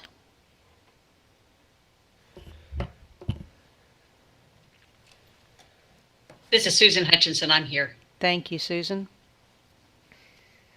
So we have Mr. Garza, Mr. Salinas, Ms. Scott, Mr. Bennett, Dr. Sherwood, Dr. Adami, Ms. Hutchison, and so we can go ahead and get started. I'm sure Regent Averett will join us shortly. We do have a quorum. Oh, there she is. Thank you. All right, Dean Gregg, again, apologies for that slight delay, but we'll be much more attentive now. Yes. I appreciate that very much. Thank you. Good morning, Regents, Madam Chair, Dr. Escamilla, and members of the Del Mar College executive team. Thank you for taking the time out of your busy schedules today to learn about distance education at Del Mar College. Distance education has been a vital and growing segment of Del Mar College for the past 2 decades. As technology has changed, the ability to deliver quality education to students not on campus has become an attractive and viable strategy. Distance education has shown steady, consistent growth over the past 10 years at Del Mar College. However, in the spring of this year, COVID-19 completely upended the college's operations and instruction.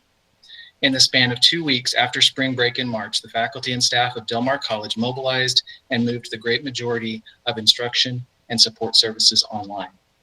The resulting fallout from the COVID-19 crisis dramatically altered the landscape of distance education throughout the country and at Del Mar College. Next slide, please.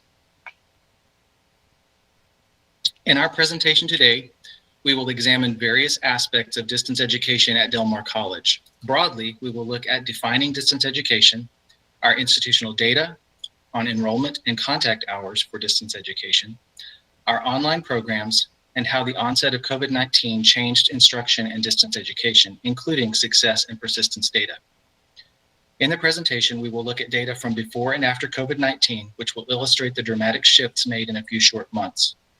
While the college rapidly has adjusted to the new realities of COVID-19, we are still in the midst of the pandemic. Adjustments are still ongoing and will be for the foreseeable future.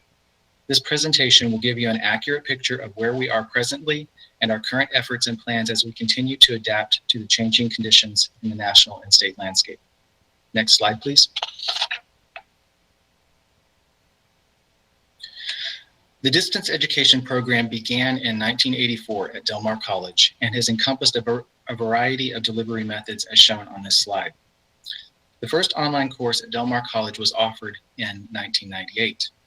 Currently, there are 393 faculty teaching online during fall 2020, as contrasted with 136 in fall 2019. Here we can see the drastic impact of COVID-19 for the first time, a theme which will be repeated in various slides throughout this presentation. Del Mar College offers 9 degrees, certificates, and awards fully online. As of fall 2020, the Office of E-Learning has 4 full-time staff members dedicated to serving the online learning needs of the faculty and students, with additional assistance provided by information technology. Next slide, please. For colleges and universities in the state of Texas, the term distance education and the modalities that make up distance education are defined in the Texas Administrative Code. Distance education is defined as the formal educational process in which students and instructors are not in the same physical setting for over half of instruction. A distance education course is one in which more than half of the instruction occurs when the students and instructor are not in the same place. Next slide, please. The Texas Administrative Code further subdivides distance education courses into 2 types. A fully distance education course is one in which more than 85% of instruction takes place online. As we can see from the slide, these courses may still make formal use of on-campus services such as the library, testing, or classrooms, as long as those components do not exceed 15% of instruction. At Del Mar College, and in this presentation, we refer to fully distance education courses as online courses. A hybrid/blended course is made up of both face-to-face and online delivery of instruction. Between 50 and 85% of instruction is delivered online. A hybrid blended course will typically meet on campus for half of the instructional time, while spending the other half online. At Del Mar College and in this presentation, we refer to hybrid/blended courses as hybrid courses. Next slide, please. It is important to note here that hybrid blended courses are defined in Texas Administrative Code as being a subcategory of distance education. Face-to-face courses are those we think of as traditional classroom instruction with an instructor and students in the same classroom. Up to 49% of face-to-face courses can take place online. These face-to-face courses with online components are typically known as web-enhanced courses. Video conferencing was much more prominent 10 to 20 years ago than it is currently. A video conference is characterized by the instructor delivering course content via video to students who are at one or more official off-campus receiving sites. Del Mar College does not offer video conferencing courses currently. Del Mar College uses the term e-learning somewhat differently and more narrowly than it is widely used. In wider usage, e-learning can mean any learning delivered through electronic means, including the use of classroom technologies and traditional face-to-face classes. However, in the Del Mar context, e-learning has referred to online learning, which is included in the state of Texas definition of distance education. For the purposes of this presentation, the term e-learning is used in two ways. First, as the official name of the college's administrative unit responsible for distance education, the Office of E-Learning, and second, interchangeably with the term distance education to mean online courses and education, including hybrid courses. Next slide, please. The term HyFlex has become much more prominent with the onset of the COVID-19 pandemic. HyFlex courses offer the maximum flexibility to students in terms of their receiving course content. In a HyFlex course, the instructor teaches face-to-face and by video simultaneously. Students can choose to attend the class face-to-face or by video in the venue of their choice. It is important to note that while HyFlex courses are gaining prominence, they are not an officially recognized modality by the state of Texas. It is also important to note that HyFlex courses depend on having a robust and flexible technological infrastructure that can support effective video instruction in the classrooms. I will now pause for questions.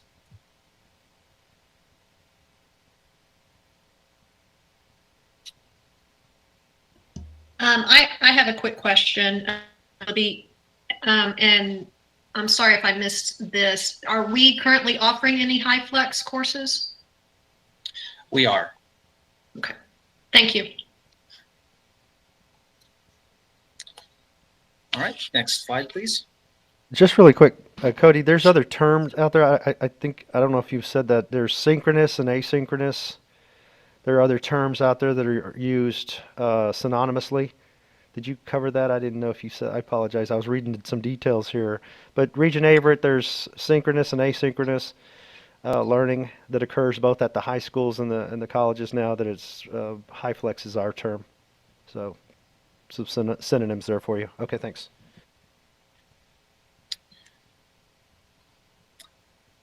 The data that we present in this workshop comes from a variety of years and semesters. In general, it comes from the 2019-2020 academic year. In several instances, we present additional data from earlier years to give historical context and to present data from pre-COVID-19. Not all data for 2019-2020 has been certified by the coordinating board, and for this reason should be considered preliminary. Fully certified data for 2019-2020 should be available in February 2021.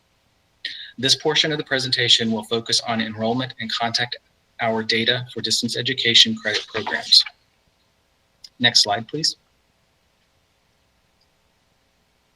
The graphic on this slide represents the unduplicated student enrollment for fall 2019 credit courses broken out into three categories. First, those students enrolled in only face-to-face courses represented in navy blue. Second, those students enrolled in both face-to-face courses and distance education courses, represented in light blue. And third, those students enrolled in distance education only courses, represented in gold. By way of comparison, each of these percentages changed by 2 or fewer percentage points from the previous year's data, which was presented to the board in November of 2019. This graphic presents an overall big picture view of the fall 2019 student enrollment and includes both dual credit students and non-dual credit students. It is important to note also that, in accordance with the state of Texas definition, the distance education category contains both online courses and hybrid courses. In later slides, we will specifically address hybrid courses and their recent growth. Next slide, please.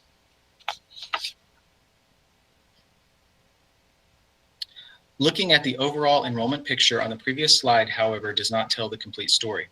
This graphic subdivides the data from the previous slide into two groups: dual credit students and non-dual credit students. The bar cluster on the right of the chart, labeled All, represents the data from the previous slide. The two clusters of bars on the left in the yellow shading show the dual credit and non-dual credit enrollments in the same categories from the previous slide. The large differences in the percentages of dual and non-dual headcount illustrate the college's strategy of using distance education as a means for serving dual students.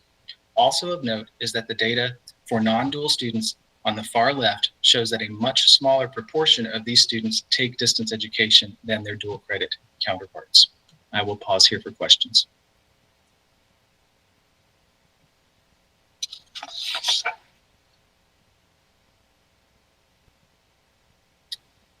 Okay, next slide, please. In the next few slides, we will look at enrollment in distance education for academic year 2019-2020. When examining this enrollment data for distance education, it is important to note two things. First, we will be looking at annual data for the entire academic year. Secondly, we will be looking at duplicated enrollment data rather than unduplicated headcount. This data represents credit courses. This slide provides an example of duplicated enrollment data. In it, we can see that each student counts as a single enrollment for each course in which they enrolled. Student 1 enrolled for 3 courses during the academic year and counts for 3 enrollments. Student 2 enrolled for 6 courses and counts 6 times in the duplicated enrollment figure, while Student 3 enrolled for 1 course and counts 1 time. In 2019-2020, the annual unduplicated headcount for Del Mar College was 15,734. Those 15,734 students accounted for 73,745 duplicated enrollments. Next slide, please.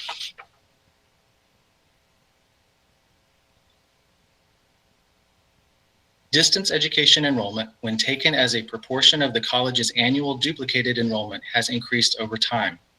In 2015-2016, distance education accounted for 19% of the total duplicated enrollment.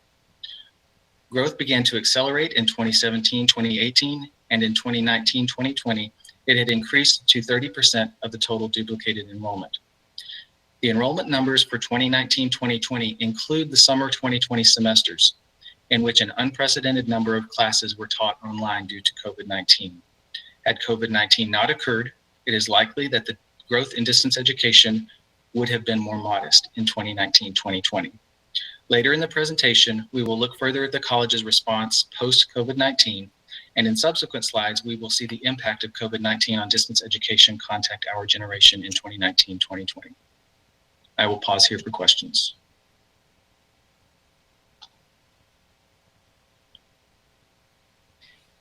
I have one. This is Mary. When you use the term the duplicated enrollment, and you're looking basically there, it appears to me at the number of courses taken. Correct. Okay. Correct. It's just the course count. Yes. Okay. Next slide, please.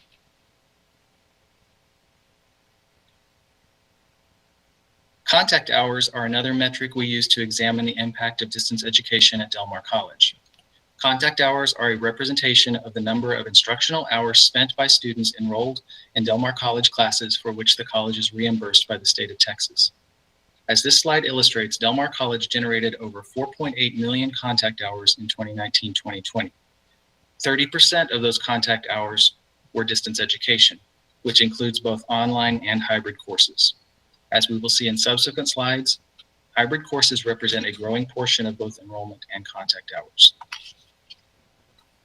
Next slide, please.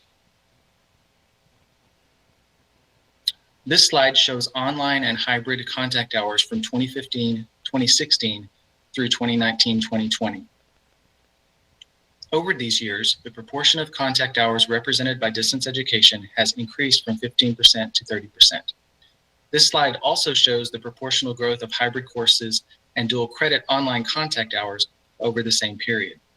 Like the previous slide on duplicated enrollment, the data for 2019-2020 also includes summer 2020, during which a large proportion of the college's courses were taught online.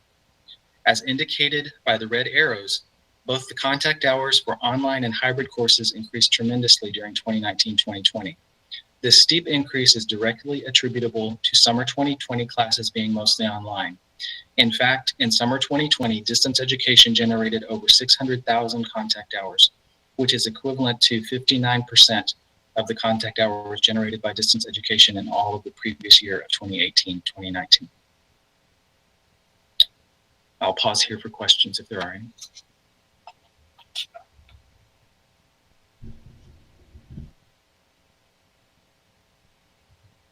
Okay, next slide, please.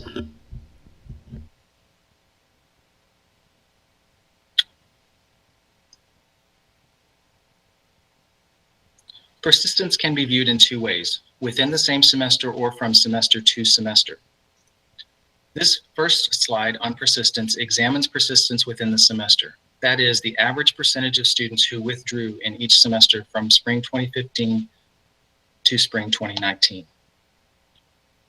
Student persistence within the semester for both face-to-face and distance education has been equivalent from 2015 through 2019. This data shows that both course types have an average withdrawal rate of 11% during the spring semesters in this time period. Later in the presentation, we will compare these withdrawal rates to the withdrawal rates in spring 2020. Next slide, please.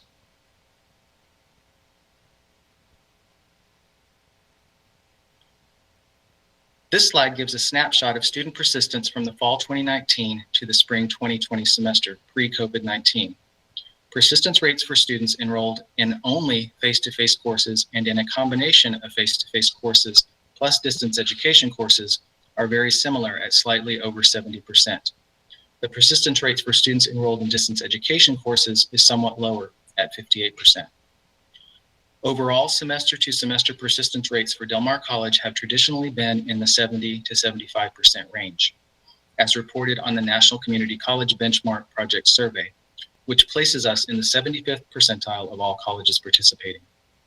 The face-to-face only and distance education plus face-to-face percentages reported on this slide are consistent with this historical data, while the distance education only percentage is lower. As this is the first time we have disaggregated our data to examine distance education in this way, we are not sure if this is part of a longer-term trend. As we continue to track data on distance education, we intend to continue to track this item as well as look at the historical persistence rates to learn more about our students' patterns and to be able to assist them with these transitions if necessary. At this time, I'll pause for questions. Mr. Gregg, I would assume that this slide is adjusted for students who may have graduated the end of the fall? Yes, it is, I believe. Yep, thank you. All right, next slide, please.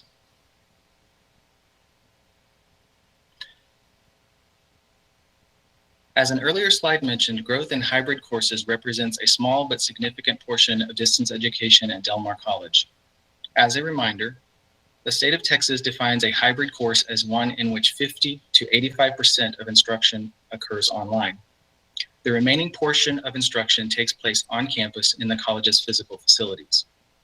This slide presents a snapshot of hybrid courses in the academic year 2018-2019. This data focuses on 2018-2019 due to COVID-19 occurring in the next academic year. 2018-2019 represents our last year of, quote, normal, unquote, data. While hybrid courses represent a relatively small portion of the college's duplicated enrollment and contact hours, that proportion has been growing. Next slide, please. Growth in hybrid courses accelerated from 2016-2017 through 2018-2019. In fact, the growth in hybrid enrollment accounts for 39% of the growth in all distance education during this time period. Even discounting the growth in hybrid courses during 2019-2020 during COVID-19, this modality has grown tremendously. While there are hybrid courses in many instructional departments, a few departments account for a large portion of hybrid courses. Process technology alone accounted for 59% of hybrid courses in 2018-2019, and nurse education accounted for an additional 9%. In particular, process technology has embraced hybrid courses to compensate for a shortage of specialized instructional lab space to meet the demand for this career in our community.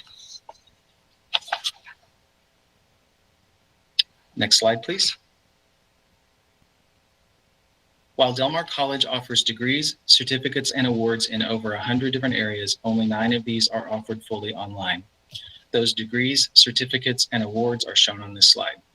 I will pause here for questions.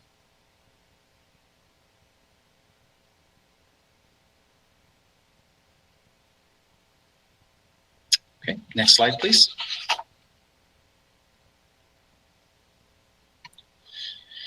The previous section of this presentation has focused on distance education data, primarily enrollment and contact hours for credit courses. We will now turn our focus to distance education quality. In this section, we will look at statutory, accreditation, and regulatory requirements and how they contribute to distance education quality. In addition, we will briefly describe the internal processes and procedures at Del Mar College, which are designed to result in quality distance education courses. Next slide, please. The Del Mar College Distance Education Program complies with the mandates of a number of entities, including Del Mar College Board Policy, the Texas Administrative Code, and the Texas Higher Education Coordinating Board, the Southern Association of Colleges and Schools Commission on Colleges, also known as SACS-COC, and federal regulations. As this slide shows, each of these entities has multiple statutes, requirements, or guidelines for distance education programs and courses.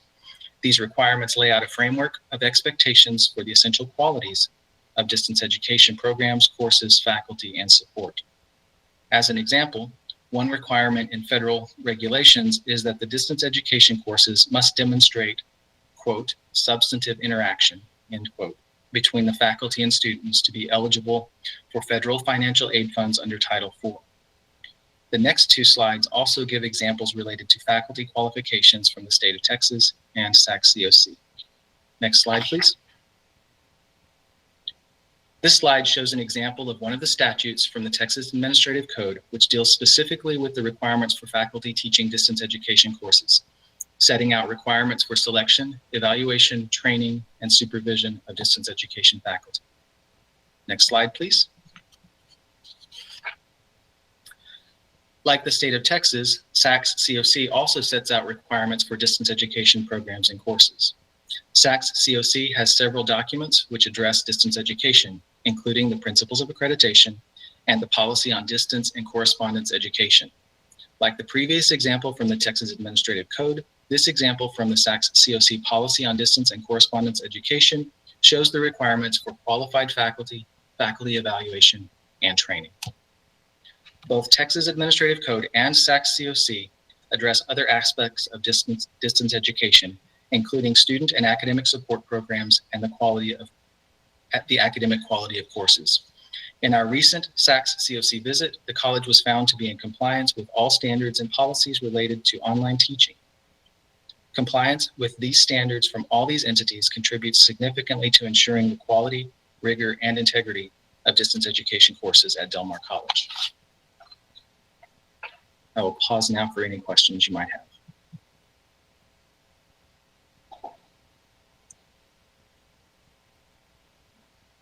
Next slide, please.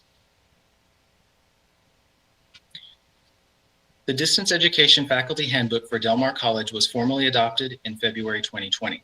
It represents the culmination of 2 years of development by a special ad hoc committee composed of faculty, staff, and administrators, and was vetted through the shared governance process. It collects and lays out policies, procedures, and best practices for online and hybrid courses at Del Mar College. Notable contents of the handbook are requirements for annual faculty training for those faculty who teach online and a course development process to make sure courses meet minimum quality standards. The course development process is currently on hold due to the increased demands on the Office of E-Learning staff and faculty because of COVID-19. The handbook is a cornerstone in ensuring the quality of online and hybrid courses at Del Mar College. I'll pause here for any questions you may have.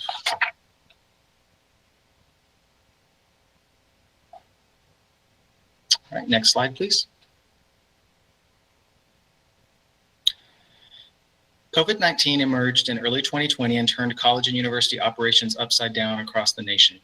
Many faculty who had never taught online found themselves faced with the daunting task of redesigning their courses mid-semester, learning a new teaching modality, learning multiple new technologies, and dealing with the personal stress of an emerging pandemic all in as little as 1 to 2 weeks.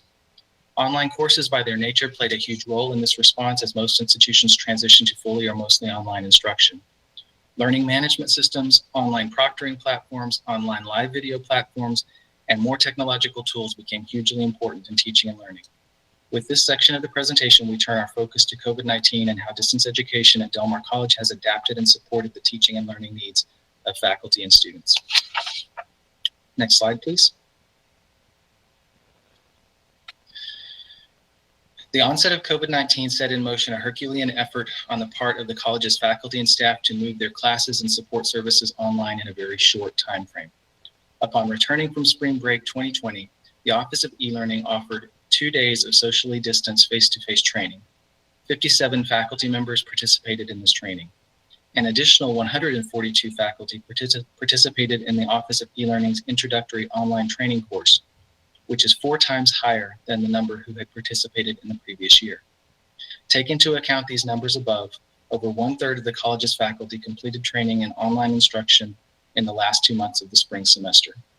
In addition, faculty also assisted with training their peers. Notable training efforts led by faculty occurred in several departments across the college, and it is a testament to the sense of community and commitment to excellence at Del Mar College, how the college faculty and staff came together to support each other in a time of unprecedented crisis. Next slide, please.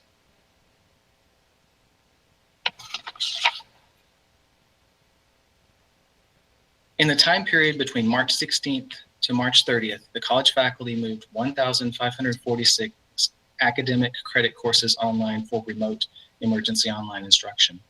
Most of these courses finished the spring semester online with a few exceptions of skills-based courses, courses with accreditation requirements for face-to-face instruction, or courses in which practicum sites were closed to students due to COVID-19.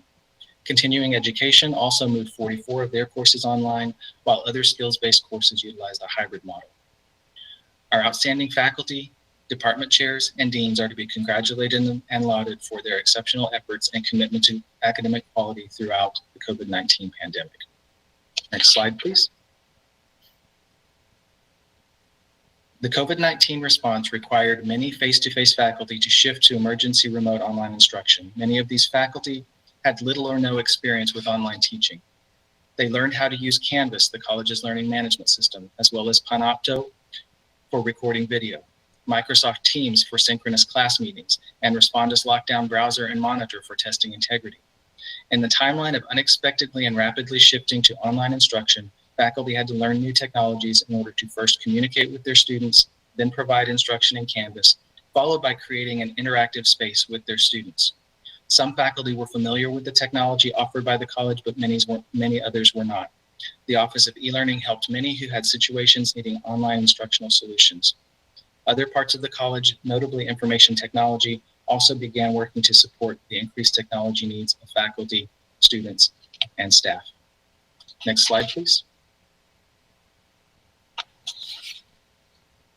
In addition to moving courses online, many college support units moved their services online as well.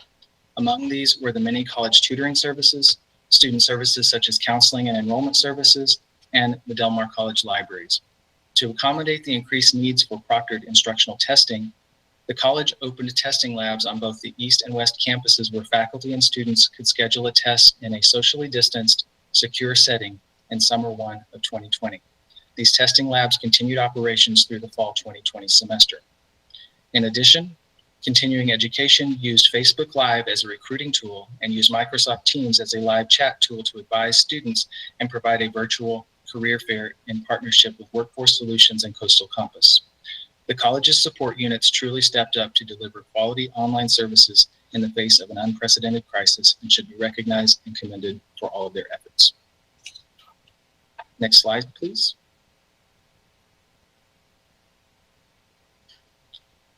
As a result of the training and course design demands brought on by COVID-19, the Office of E-Learning experienced an unprecedented surge in the demand for their services.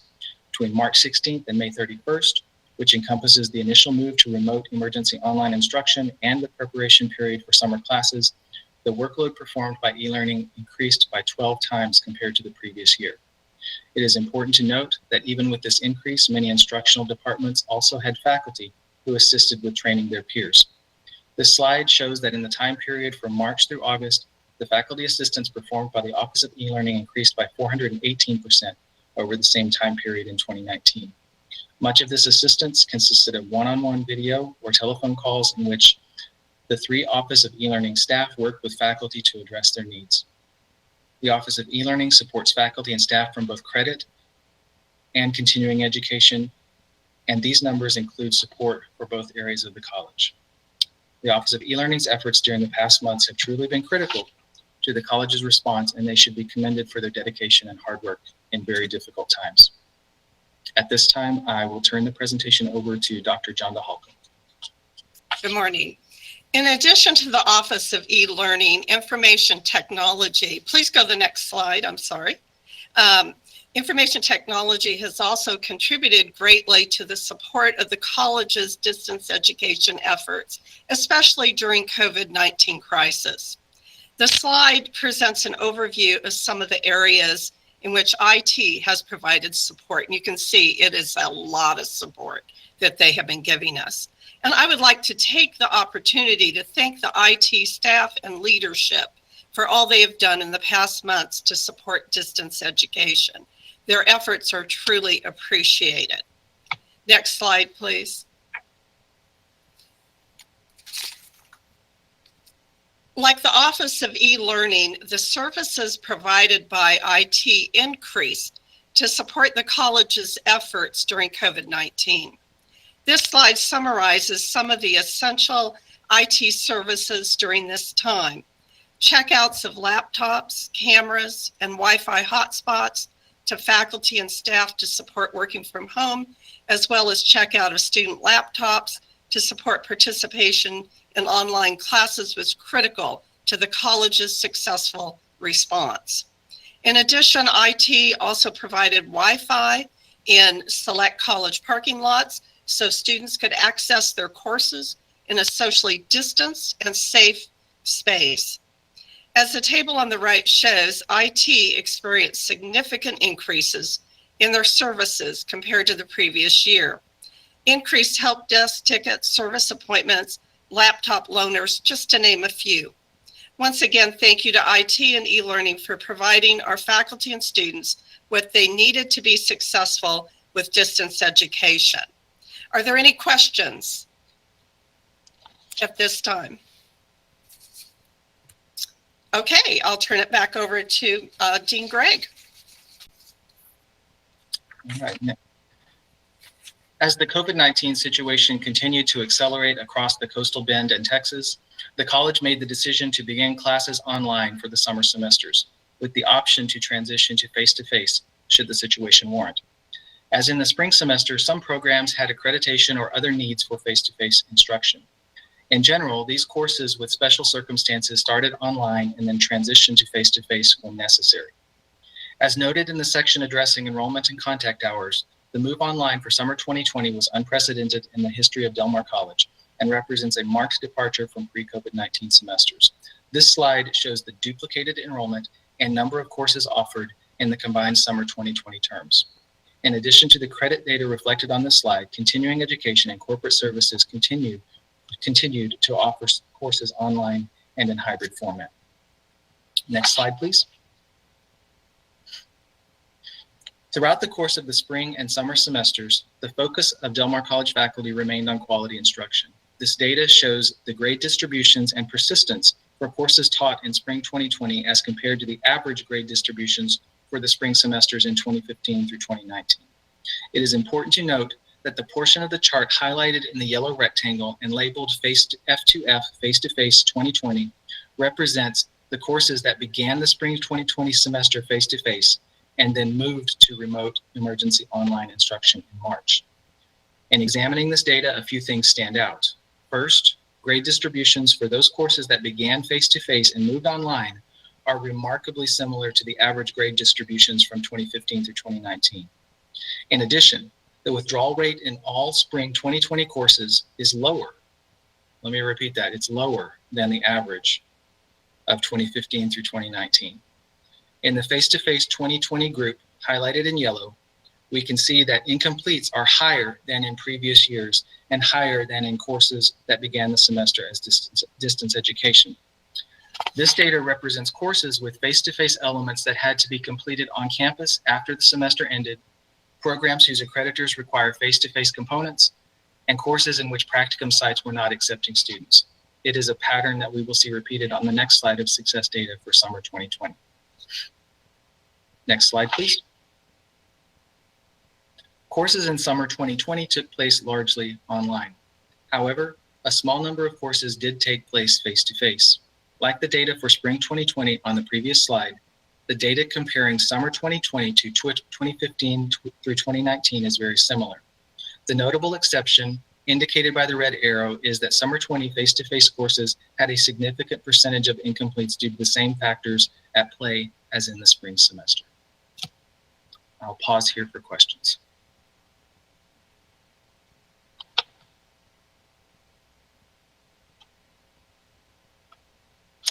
All right, next slide, please. The impact of COVID-19 persisted into fall 2020. Like the prior summer semesters, the move to such a large number and percentage of online courses in a fall semester is unprecedented. This data gives you a snapshot of the number of courses and duplicated enrollment for our current semester. In addition to the credit courses reflected on this slide, continuing education and corporate services also continue to be taught largely online or in hybrid format. I will pause here for questions.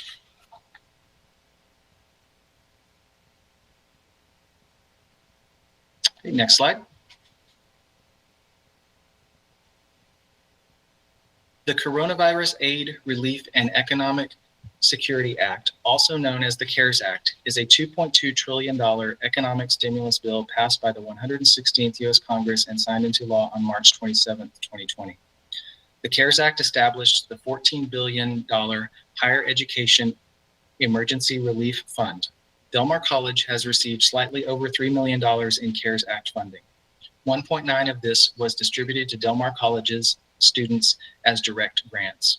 An additional $2.145 million was earmarked to support the college's move to online courses and distance education efforts during the COVID-19 crisis. With these funds, the college has purchased a variety of equipment and services to support distance education and health and safety in face-to-face classrooms. Examples of such purchases include laptops to be loaned to both students and faculty to support teaching and learning from home, additional classroom audiovisual equipment to support HyFlex courses, a new filtration system to reduce aerosols in dental hygiene labs, and library resources to support streaming motion pictures for instructional use, among many, many others. Next slide, please. Throughout the pandemic, the college has focused on maintaining quality instruction and strengthening our infrastructure to support the new demands on faculty and students brought about by COVID-19. The Office of E-Learning maintains regular communication with faculty to apprise them of new developments and offerings. Professional development and training in the technologies and best practices in online education is ongoing. Next slide, please. Recognizing that the COVID-19 pandemic might offer lessons learned, the college commissioned the Instructional Disaster Preparedness Ad Hoc Committee in the summer of 2020. The committee issued 9 recommendations to the college's executive team. The recommendations are currently under review within the executive team. The college continues to refine and add to the distance education faculty handbook. Next slide, please. The COVID-19 pandemic is ongoing. In fact, as we are putting this presentation together, the country is seeing a spike in cases in many areas, and public health experts are warning of a second wave. The college continues to monitor and adjust to the changing environment in our region, state, and nation. Its effects will be felt for years to come, but because we are still in the midst of the crisis, it is unclear what the ultimate outcome on the college's distance education program will be. However, as our response to this crisis has shown thus far, the college continues to be committed to meeting the needs of our students and community. I would like to close by reading 2 emails from a department chair and program director regarding their faculty's experience with online instruction. Number 1, traditionally, the aviation program is a very hands-on curriculum with a heavy emphasis on lab projects and in-person instruction. The challenges brought upon us by COVID-19 threatened our traditional instructional format to the extent of possibly shutting the program down until the pandemic could be controlled. While approximately 20% of the 150 plus aviation maintenance technician schools shut their programs down in the spring and summer of 2020, Del Mar's aviation program adapted and overcame the challenges of online instruction to keep our students moving toward graduation. When COVID-19 first began to affect our community, one of our professors in the AMT program was skeptical we would be able to continue providing quality instruction to our students on a consistent basis through online lectures. However, he acknowledged COVID-19 restrictions would last much longer than the early predictions of a few months. Despite the effort involved and his reluctance to adapt to online instruction, he quickly formatted his course lectures within Canvas to be delivered to his students in an online format, as well as embraced the automated scheduling and due dates for quizzes and assignments. This format afforded him some additional time to continue to cultivate his online course delivery. He not only made sure all his traditional content was uploaded, but also included additional content to ensure his students were getting all the material they deserved to succeed. He identified that the upfront effort was heavy, but also acknowledged the daily instructional effort required less intervention, with virtually no impact to the quality of instruction. In short, he not only met, but in some instances exceeded expectations by embracing technology and meeting these challenges head on. And secondly, prior to the COVID pandemic reaching our community, one of the professors in the Diesel Applied Technology program was just learning how to use Canvas as a teaching tool for a new online introductory course that he was developing for the dual credit heavy equipment program at Toloso Midway High School. Diesel Applied Technology is a program that heavily relies on hands-on lab instruction with various large pieces of equipment. When COVID-19 began, we were asked to change our teaching modalities to keep our programs running and service our student body. This faculty member, without hesitation, faced the challenges of moving instruction online and changed his regularly scheduled coursework into something completely alien to him and others in his field. He adapted very well to the conditions thrust upon him and brought up key issues facing this type of instructional change along the way that all of us as a team had to discuss and strategize our way through. I greatly appreciated his insight and advice as we navigated these uncharted waters. Now his online instruction skills have increased tremendously. He has successfully filmed various hands-on demonstrations and lectures from the West Campus Diesel Shop to supplement his face-to-face instruction, which is still a mainstay of Diesel course delivery. With Canvas as a learning tool, he has successfully managed to keep the program and its course running at full capacity without a hiccup. I believe the use of Canvas for skill-based vocations such as this has definitely been a game changer, adding to the years of experience with the hands-on instructional modality. Many of my instructors have realized the benefits of this tool and will definitely continue to utilize Canvas for instruction in the future.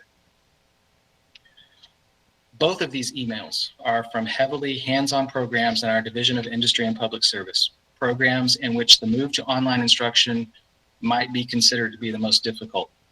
However, in both cases, the faculty members were able to embrace the technologies and make positive changes in their instruction, and they plan to continue to use Canvas once COVID-19 has receded.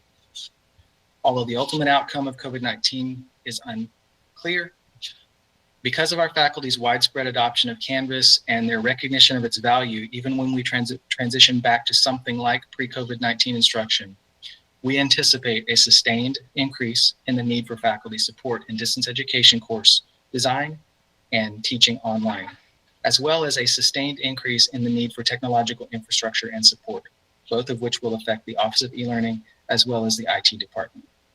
For us to continue to move forward and to meet our students' educational needs, it's critical that we address these issues. We thank the board for your continuing support and dedication to student learning and success, And I take this opportunity to answer any last questions you might have. First of all, Mr. Gregg, I want to thank you for this very thorough presentation. We have all been concerned about distance learning and the resources available to our faculty and instructors to continue teaching their courses and how our students are doing. So we sincerely appreciate the level of detail and the amount of work that went into this presentation. It's been very, very helpful to us. Regents, do you have any other questions or comments?